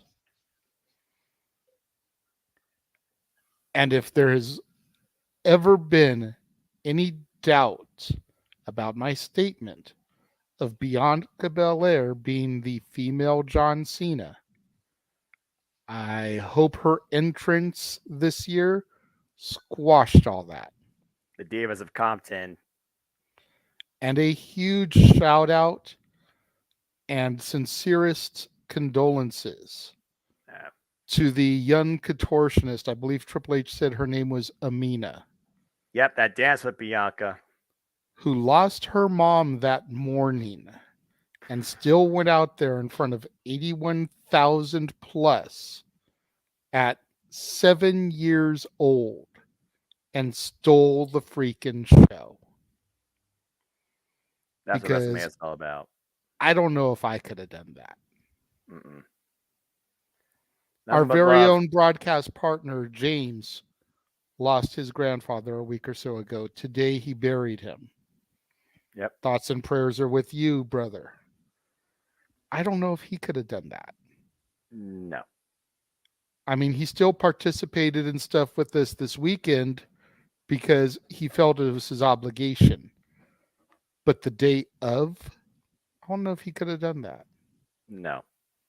Not to say that he's not a strong individual, because he is. Definitely. But I don't know if I could have done that. I don't know if you could have done that. I'm just going to say this. That little girl did not want to miss up an opportunity to shine on her own, and she didn't want to let her dance sisters down. And the fact that they were able to create that moment for her, like Triple H said, that she will never forget, despite it being the worst day of her life. Mm-hmm. Bravo to that young girl. There's a reason why Triple H was nearly moved to tears, considering he is the father of literally 2 daughters. Again, and you only have one mother. Like I always say, and like JR says, tomorrow's never guaranteed. Treasure your families, because family is forever, but life is a vapor. When I heard that, I literally was taken back. I was like, damn. Again, you never know what could be happening in a moment, and you never know what moments could still come from it. Nothing but absolute respect for that young lady, and tremendous respect for both competitors involved in this match. The EST was ready to overcome the Empress of Tomorrow on Sunday, and that little girl was ready to still persevere in that moment. Now, whether or not she moves forward from there the same way, that remains to be seen. I hope that there's nothing but continued love and full on support for her, because that was a tremendous showing. Mad respect. But yeah, again, at this point, Asuka came back into her old form. Kana lost on the grand stage to them all. Pulled out the Shining Wizard. Pulled out the Asuka lock. Pulled out the damn mist. EST scouted that. And somehow the EST was able to finally bring her up on the shoulders, preventing the Asuka from being fully executed. These two went physical and technical from the opening bout, pulling everything possible. Your girl even said at the freaking press conference, she pushed her to her absolute limits to make her even better. So again, her best was not enough to overcome the EST. So the EST was ready. I got to give respect where respect and credit is due. Bianca Belair clearly is a female athlete on another level. But like you said, it was the queen that broke the undefeatable Empress. I don't know, JJ. You're playing with fire if the queen faces the EST. Just saying.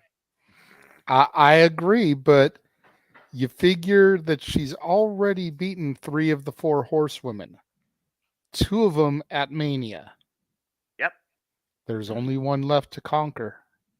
Exactly. And like and I I said, will say this. What? I can already see the marketing in my head, because that's just the way I think. I think from a business standpoint. I think about marketing. I think about t-shirts. If there ever comes a day when Bianca finally loses at WrestleMania, Mm-hmm. the lights on the sign overhead need to have the EST burn out. Oh. And you need to make that a shirt. WRLE Mania. Because the EST in WrestleMania gimmick would no longer exist. Yeah, that's a shirt idea that WWE would just be burning money on if they don't do that. It's just a matter of when, how, and who. But again, we also saw Timestamp it. 6:27 p.m. Bing, West Coast, bing, 9:27 bing, East bing. Coast. Hour and 38 minutes, 14 seconds into this video. Paul Levesque, Vince McMahon. If y'all steal that shit, I'm gonna expect my residual checks. My freaking friend Eric of ATW is still waiting on royalties for what became freaking Limitless Nature at one point with Keith Lee and stuff like that. Dude, keep dreaming. But I love the ambition, the optimistic vision, because that makes a whole damn lot of sense. That being said, this is a fair shout considering Bianca and Rhea face to face, respected brand champions on Monday Night Raw last night. They simply said, Bianca, when you're ready, I'll show you exactly why I am the EST of WWE. Why Rhea claims that Bianca was actually the luckiest that she didn't pick her and decide to take on the Queen, because she already had a plan figured out. So again, Bianca versus Rhea has something to come, but this very well could be where it happens, and I wouldn't mind it. And I wouldn't mind if they unify the titles. I've seen a lot of people online after last night's confrontation go, we don't need another belt unified. We need to separate the titles as it is. Me. What women's division do they have? So wait. I'm not asking you. I'm asking the fans. Because I already know your answer. What women's division do they have? Tick-tock, tick-tock, tick-tock. You only need one champion for the WWE Women's Division. Well, considering they only have 7 women on SmackDown, they have actually double digits on Raw, but you see how they're booking the women's division as a whole. I completely agree with you, but that's just my quick statement. Anyway. I mean, I don't mind the unified champions as long as the champions show up on both brands and defend the belt on both brands. Right. But if they don't, then you need to separate them. Right. I have a feeling that Sammy and KO will be fighting champions and will go to both brands and will defend them on both brands. I have a feeling that Bianca or Rhea would do the same thing. Right. Unfortunately, we know that's not happening with the world title, and we'll get there momentarily. Welcome to hell. It's just that they don't respect the brand split. Yeah, brand split. LOL. On point, King Mike. And Rob absolutely agrees with you. And I mean, hey, why not turn the white and red and the white and blue into white and purple or golden purple or black leather purple? And I even say unify the NXT women's title with it and let the WWE women's champion have to defend it against all 3 brands. That's a fair shout.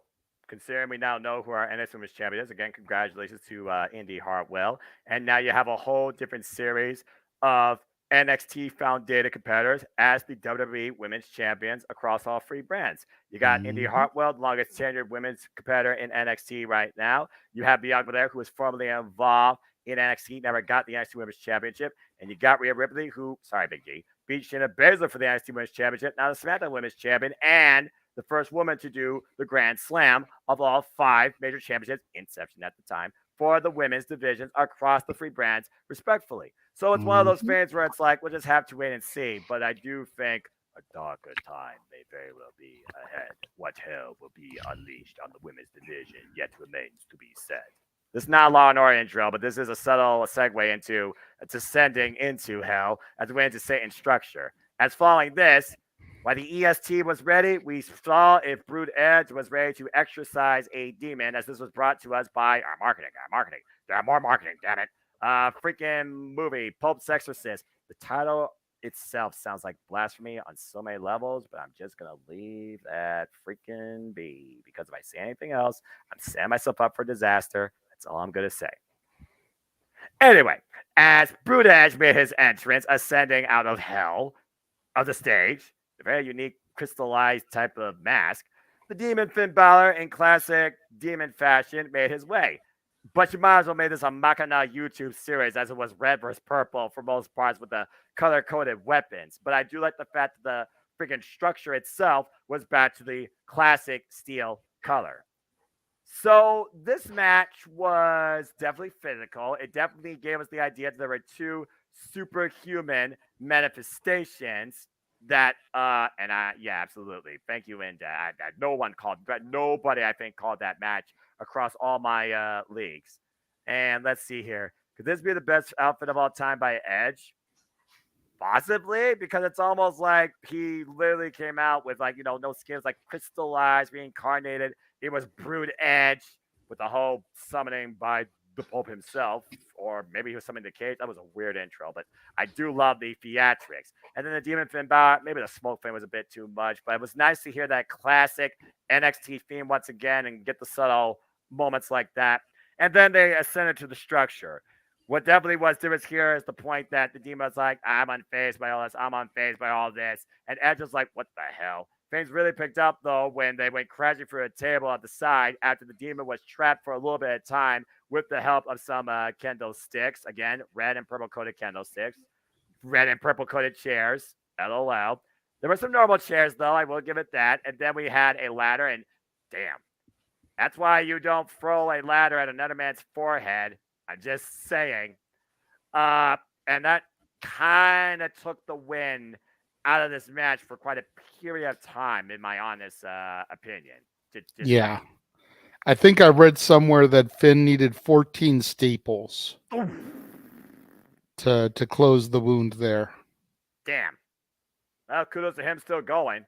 But again, safety's got to be first priority. That interesting spot where they set up the high angle standpoint and he did the crazy, ridiculous coup de grace, but still end up butt kiss, crashing himself through the damn table. That was a reckless maneuver, to say the least.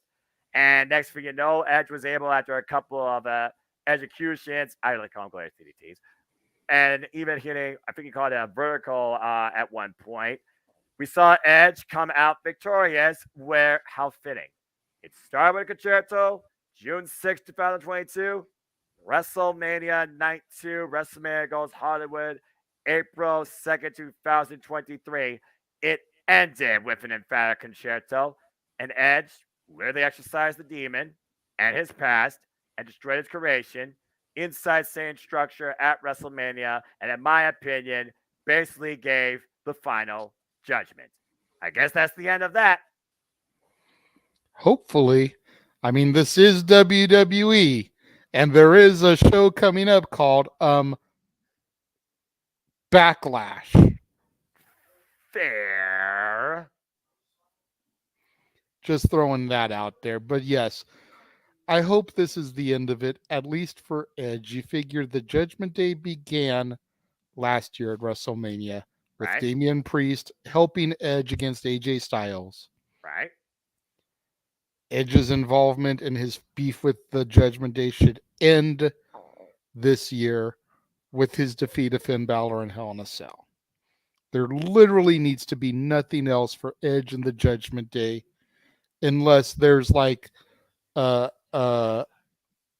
meeting in the Royal Rumble or something, where they just happen to be in there at the same time and they're fighting each other, and this is a throwback to Edge and the Judgment Day. Like Seth freaking Rollins and Cody Rhodes, exactly. Because that playground otherwise, makes sense. Otherwise, let it go. Not trying to get copyright pinged. Not copyright. And Rob's saying, yeah, don't do it. Don't do it. Don't do it. Don't continue that backlash. It should be over. I called it Final Judgment for a reason. This was brought to you by the Pope's exorcist. Edge exorcised a demon while a Pope gave both deities last rites while the cell was descending. You don't need a more emphatic ending than that, in my opinion, marketing or not. All right? Absolutely. That's all I got to say. All right. Well, before I get to what you were talking about earlier, I will say this. Again, congratulations to the W Class Hall of Fame 2023. It was a great night we honored Stacy Keibler, Andy Kaufman, the Great Muta, Rey Mysterio, and of course the Warrior Award recipient Tim White.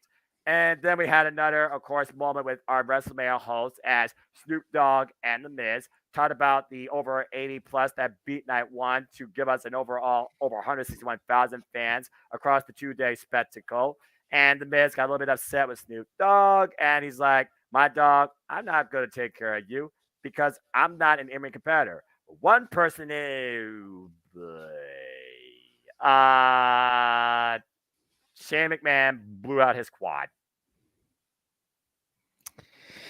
Yeah, that was a sad moment because it was so cool to hear that music drop. It was so cool to see Shane McMahon return to the company after 14 months. I heard our good buddy Josh Mansfield shrieking and screaming from where he lives. And then Shane tears his quad. But hey, kudos to Snoop Dogg figuring on the fly, and that's not a hip-hop reference. He punched The Miz with a nice right, made himself in an impromptu match, and gave us the most electrifying move in all of hip-hop, the Snoop Dogg elbow, and got his first ever win at WrestleMania. That's a WrestleMania moment for you. That's fair. The most electrifying move in hip-hop. I like that. Oh, my gosh. I was like, why was this a thing? All right. Well, again, before we get into our main topic and discussion, Again, thank you for those that are tuning in to this simple take. As always, we do these simple takes following WWE Premium Live events as we talk about WrestleMania Goes Hollywood. We're just going to get right into it because I know that Talk Wrestling will be happening here soon. If you haven't already, go also check out the Notification. Check out all of our watch-along events. But let's go ahead, JJ, and talk about the freaking main event. As it was time to see if the American Nightmare, Cody Rhodes, was going to finish the story. As Roman Reigns defended the undisputed WWE Universal Championship, the Tribal Chief with Special Counsel Paul Heyman and the Enforcer, the Street Champ, Solo Sikoa in tow, taking on the American Nightmare, Cody Rhodes. What the hell? Noah, JJ? do you now acknowledge your tribal chief? I'm just Can I get Noah Foster, the Simple Man, to put his one in the air? I'm just going to say this real quick. I'm just going to say, let me talk to you. I'm going to say this right now. Yeah. The fact that LA Knight, first off, was not on this WrestleMania was a crime. And whoever didn't do that, I say, dummy.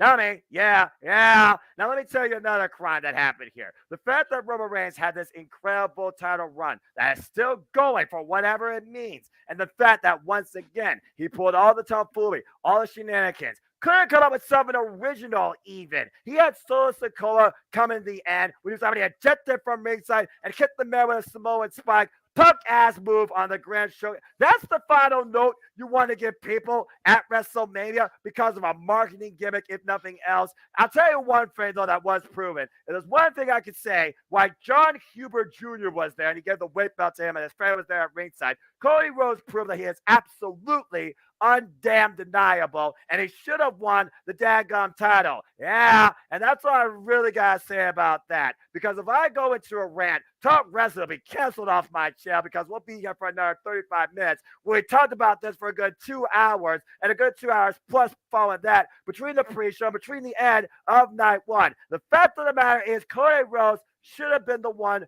to win. Everybody wanted it. Everybody wanted to see it. He damn sure deserved it. And why Triple H heavily endorsed him on the grandest stage of them all in his first time ever in the main event spot where the lights are on bright and the pressure's at its highest. He carried himself like a true champion. He still cannot figure out Roman Reigns because Roman Reigns had every freaking trump card up his proverbial sleeve. Paul Heyman, the Usos, Solo Sikoa. Are you fucking kidding me? At least if he actually retained due to shenanigans, he could have come up with something more fucking original. That's why I don't acknowledge your tribal chief, because he's a pits and cheap ass champion who can't get it done on his own and can't come up with anything original to prove to me that he can actually do it on his own.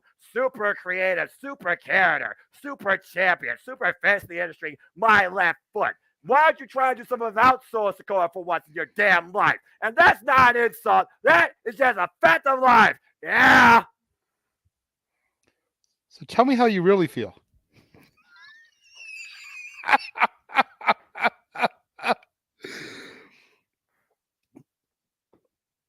Jeff has said it all weekend. Trust the process. I understand we were in Hollywood. I understand it's the ultimate movie happy ending. It's the Cinderella story, and we all live happily ever after. But there has got to be some twists, some turns, some adversity. It can't just be that easy.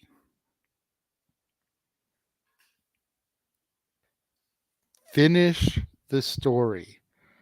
Do what your family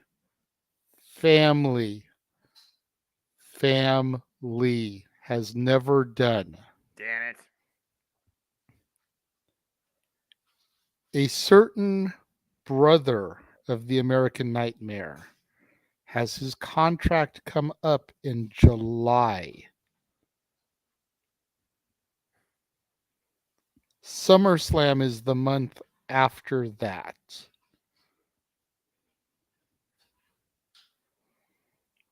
Think about it. Wrestling has more than one royal family. Between now and then, we have the king of the ring. Solo, Jimmy, Jay.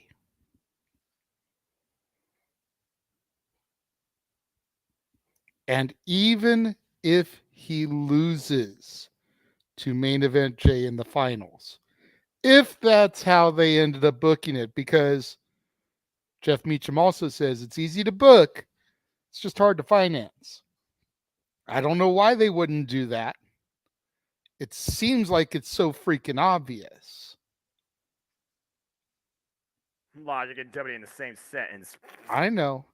What's my catchphrase? If common sense was common, more people would use it.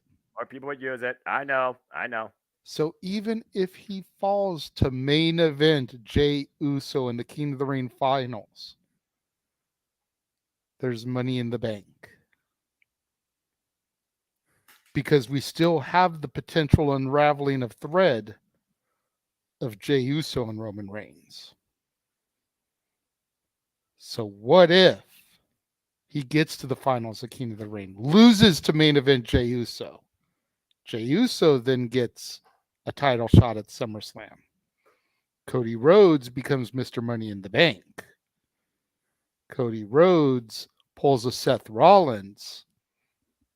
Heist of the Century cashes in and defeats Roman after Jay's already done the dirty work.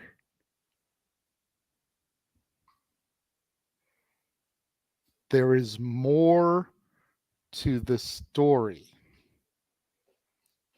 Triple H said it in the press conference. We've just finished a chapter. Roman Reigns and Paul Heyman said it. This is the third inning. We still got a lot of ways to go here. That was Joe Anoa'i at the press conference. That wasn't Roman Reigns. Did you notice that? Roman was more soft-spoken and humble than we ever see him in the ring. Yeah, he still had a little bit of that arrogance, a little bit of that cockiness to him.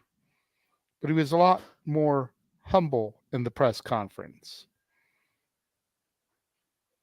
He realizes what's going on. He realizes that his time is coming to an end.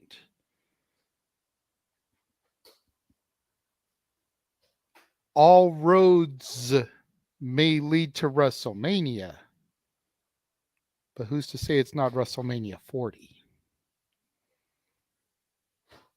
After Monday night, that's still a stretch. We got Rock Austin, how many WrestleManias? We got Michaels and Taker, how many WrestleManias? We got Triple H and Undertaker, how many WrestleManias? We can't get Roman and Cody Part 2.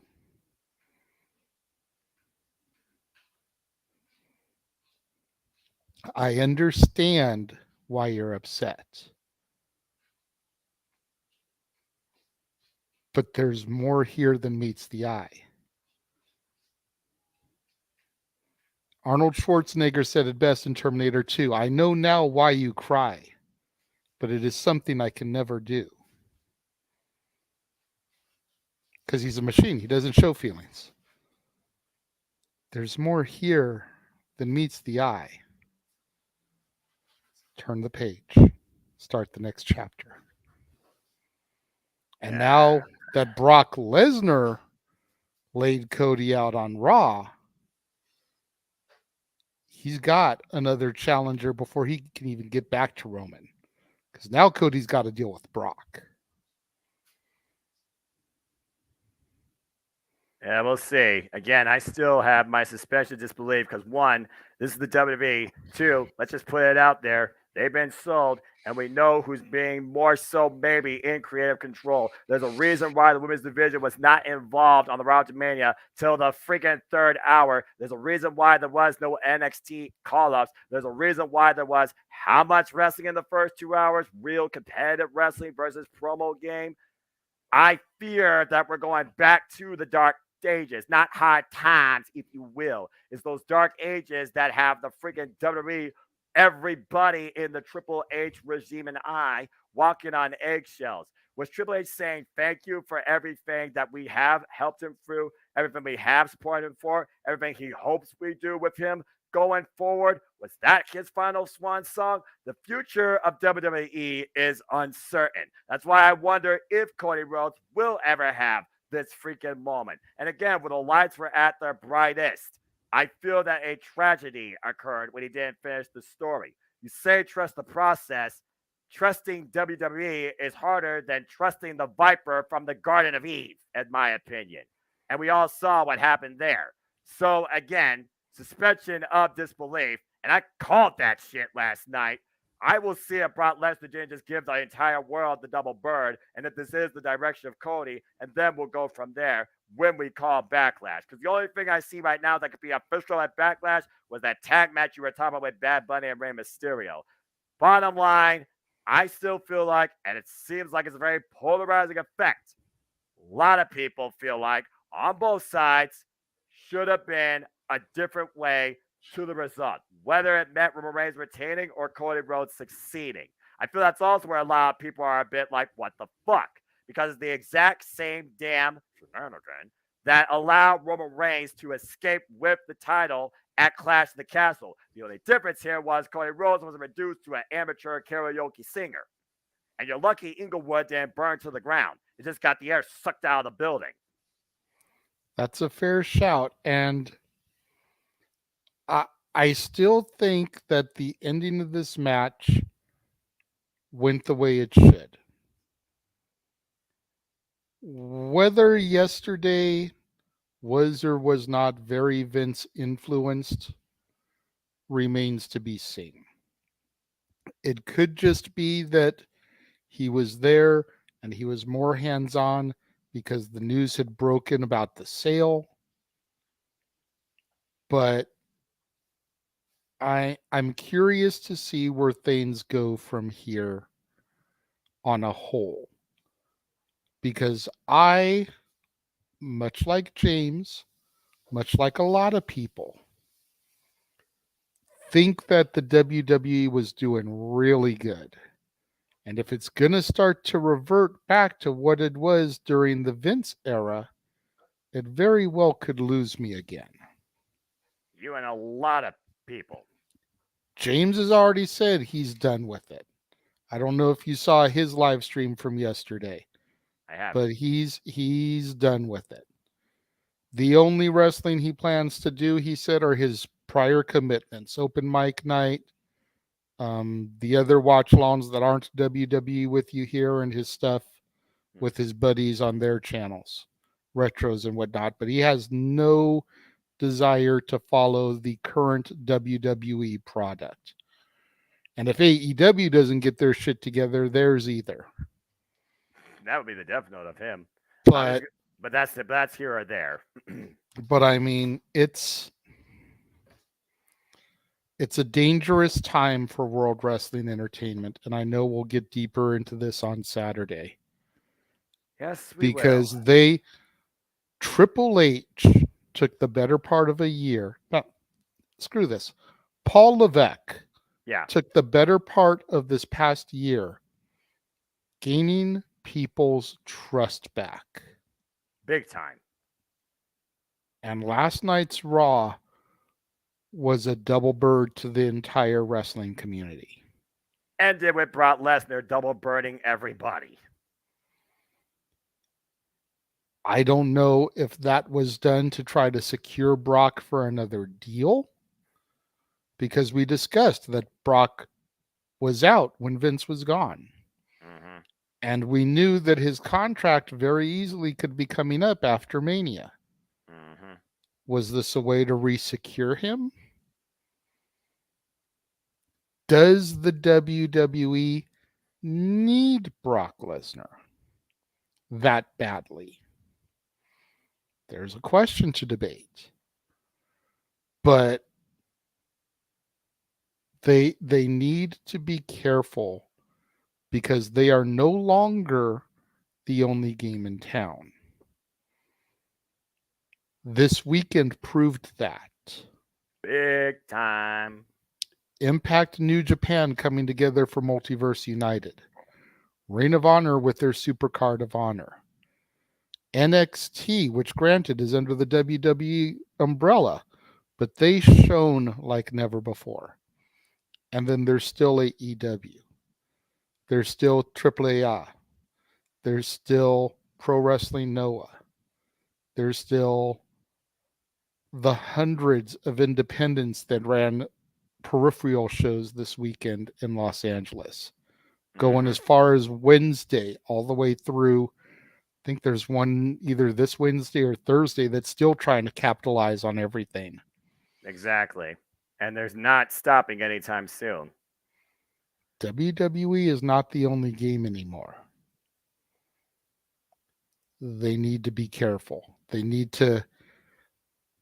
Vince needs to not have the mentality that he is the be-all, end-all. Because a lot of people will start to tune out. Exactly. All right. Well, that being said, again, we talked about WrestleMania, so let's go ahead and give our final takeaway. So overall, JJ, WrestleMania 39 is in the books. What is your final take on this showcase?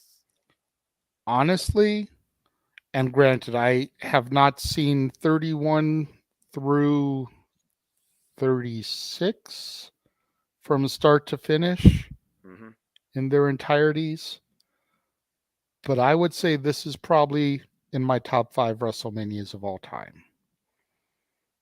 I feel both days delivered. Yes, Saturday was better than Sunday. No denying that. But I feel like both days delivered exactly what they needed to deliver. I feel like everybody showed up and showed out. And were it not for Shane O'Mac blowing his quad, damn, I really don't think I could pinpoint something that was a negative takeaway from the 2-night spectacular that was WrestleMania 39. Well, that's the biggest negative was Shane O'Mac blowing his quad. But you and don't want when a non-active competitor blowing their quad in a goofball spot is the biggest negative, that says a lot of praise about the rest of the card. It really does when you think about it. I can't argue at the end that. of the day, that spot didn't even need to happen. It was a stall. It was a cool down moment. Yep. Had they not done that, Shane would still have both of his quads. Just facts. Just facts. You're not wrong. It's just facts. We could have just done the Miz Snoop thing and left Shane out of it. Jeez, oh, peace. You know, have Shane's music hit to distract the Miz, have Snoop hit him with a rock bottom, then do the elbow and just call it a day. Yeah. Well, again, easier booked than done, apparently. But I gotta agree. Like I said, I've been watching as many WrestleManias as I could. Now, truth be told, I'm just a simple man. I'm only 31 years old, and I was born in 1992, and even then, I don't remember those WrestleManias from the 90s particularly because, well, you know, different time, different access. And Peacock, you only have so much time to watch those. And I know that we're going to work on that over the next year towards WrestleMania 40. But that being said, when I look at this WrestleMania, between the banger of the Intercontinental Championship match, the absolute culmination of Sami Zayn, Kevin Owens, brutality, humbling, royalty, and overall that four-way men's showcase, like I said, there was a whole lot more good than just meh. for me at this WrestleMania. And despite the end result that I basically went on a freaking LA Knight talk to you tirade on, I can't argue that this WrestleMania kept me engaged, entertained, and kept me going for pretty much almost all of it. And if Shane didn't brought his quad, I probably would have called this practically flawless from a booking, and also Finn Balor if he didn't get injured inside Hell in the Cell. That probably would have been nice too. You can talk about the Asuka Kana decision with Bianca Belair all you want, but it's one of those fans where it's like we don't know necessarily where Kana fits right now in the WWE ecosystem. I think they're trying to figure that out. I hope she doesn't become the person that never gets the WrestleMania win. You honestly wonder if this was her last WrestleMania. With Bayley maybe taking another mental break, you wonder where Damage Control stands now, especially now that they lost the number one contendership match. But I will say, WrestleMania Goes Hollywood. If I was on Rotten Tomatoes, it at least would be rated fresh, in my opinion. I didn't hate it, and more so over, I did enjoy it. But night one definitely was the night for me, and all it was missing was that banger of a three-way. Then again, if I didn't have that on Sunday, I wonder if I would have made it through there. Just saying. And respect your women's division more, damn it. But I digress. Let me ask you this. Oh, thank you. Considering where you stood with WWE last year when you called WrestleMania 38, Mm-hmm. and where you stood with WWE going into this night, would you put this above last year's, on par with last year's, or below last year's? Above, because I don't remember if the Intercontinental Championship was honored last year. I don't think it was. And again, I heavily respect Kana, aka Asuka. And more so, I find myself enjoying more of the consistency of night one than the inconsistencies across both nights last year. Yes, it was cool moments, impromptu, just for the fans there, which is another thing. I do think WWE did their fan base dirty, which is why I gotta be a little bit, just gotta be a bit realistic here. Who lost the most at Mania to be Finn, and Damage Control needed these wins? Uh, well, Edge is basically on his swan song, and Damage Control, we called it before, Mike, might be damaged goods, but what, me? I don't think Finn needed this win as much as Edge did. Edge has been brutalized by the Judgment Day Oh, pretty him much at the ever Rumble. since Gotcha. he got booted from the group.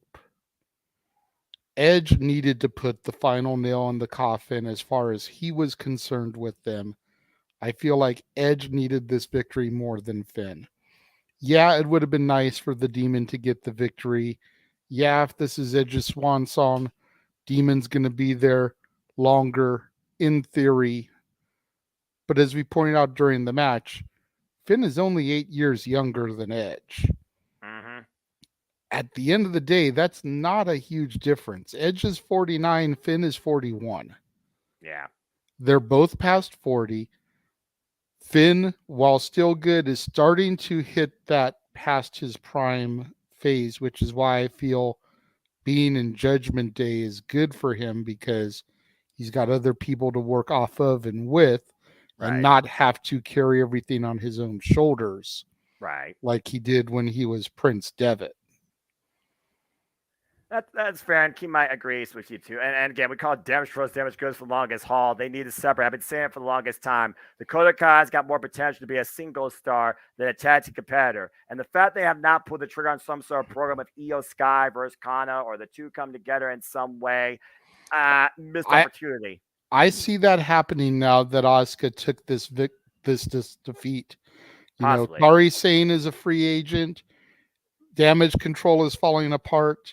We talked about it over the weekend. The uniting of them as a trio. Maybe have Io and Kairi as a tag team and Asuka as the leader. Definitely a lot there in the boiling pot that they can do with them. They just got to get the ingredients right. And respect women in wrestling better, but I digress. But yeah, back to the original question. I did enjoy WrestleMania 39 as a whole more than WrestleMania 38. That much I will say.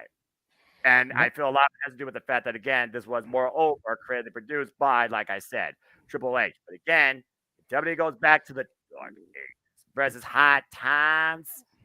the future is very questionable, considering who Triple H has put forward when Vince never gave a chance. Gunther, just saying. But I digress. That being said, folks, thank you so much for tuning in to another WWE Simple Take. WrestleMania 39 is in the books. It certainly was a polarizing event to say the least. And also, shout out to Roman Reigns and the main event, WrestleMania 39, not ending less time than it should have last year because someone got blatantly injured. So I also think that also was another thing, too. The thing carried out despite the fact I might react the way I did, like I'm sure half the internet did. But thank you, Triple H. And thank you, JD. It's always a pleasure calling and engaging and reviewing it with you. I know the next time we reconvene, of course, will be open mic night. But anything you want to plug and promote or lightly brief and talk about before we conclude?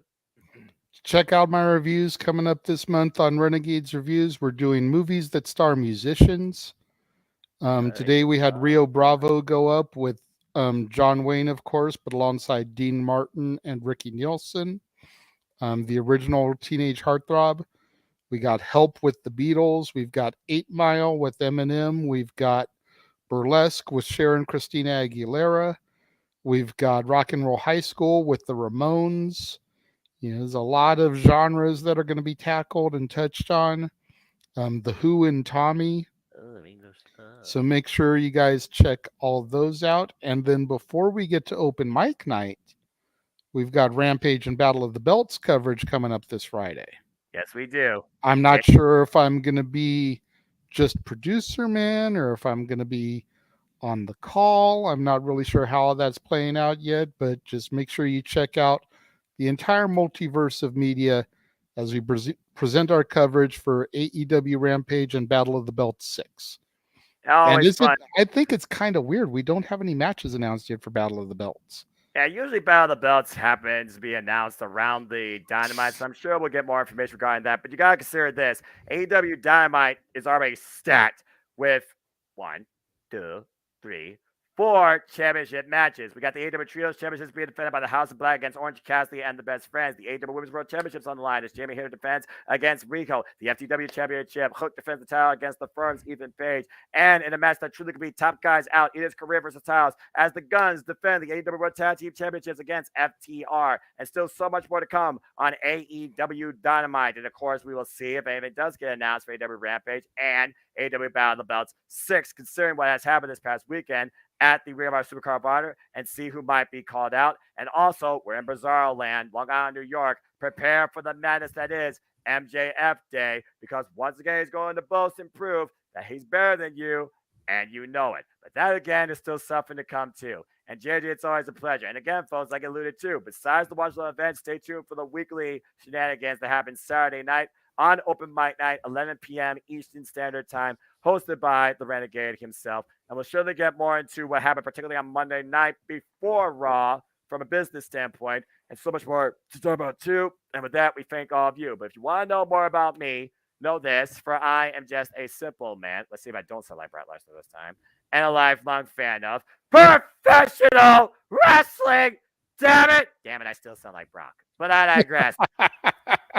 Find me on the Instagram, Twitter, and YouTube at Foster1916 for all things wrestling. Shout out, of course, to my entire ATW family on the Twitter and social media platforms galore. Of course, you want to keep along with the fun. Stay tuned for me and my crew. We'll be doing our ATW review impromptu soon enough. You can check out the playlist on my YouTube channel. And, of course, I keep you posted on all leagues, all updates on my community tab on my simple YouTube page. Me and King A-Train, we're going to try and start up something soon with ATW Take regarding AEW All Access. We'll see if that comes to fruition. Again, condolences and prayers to James Hebert, but we will come back again at some time in the near future. Once again, reigniting the conversation on all things AEW on AEW Spark. And, of course, the brainchild of my channel, simply predicting, God help me, why am I such a victim of this madness? Oh, that's right, because I'm crazy. The next two predictings coming up are the following. We have Impact Wrestling's Rebellion, WWE Backlash. And, folks, you see those 4 shows? They're all in one damn weekend. Damn it.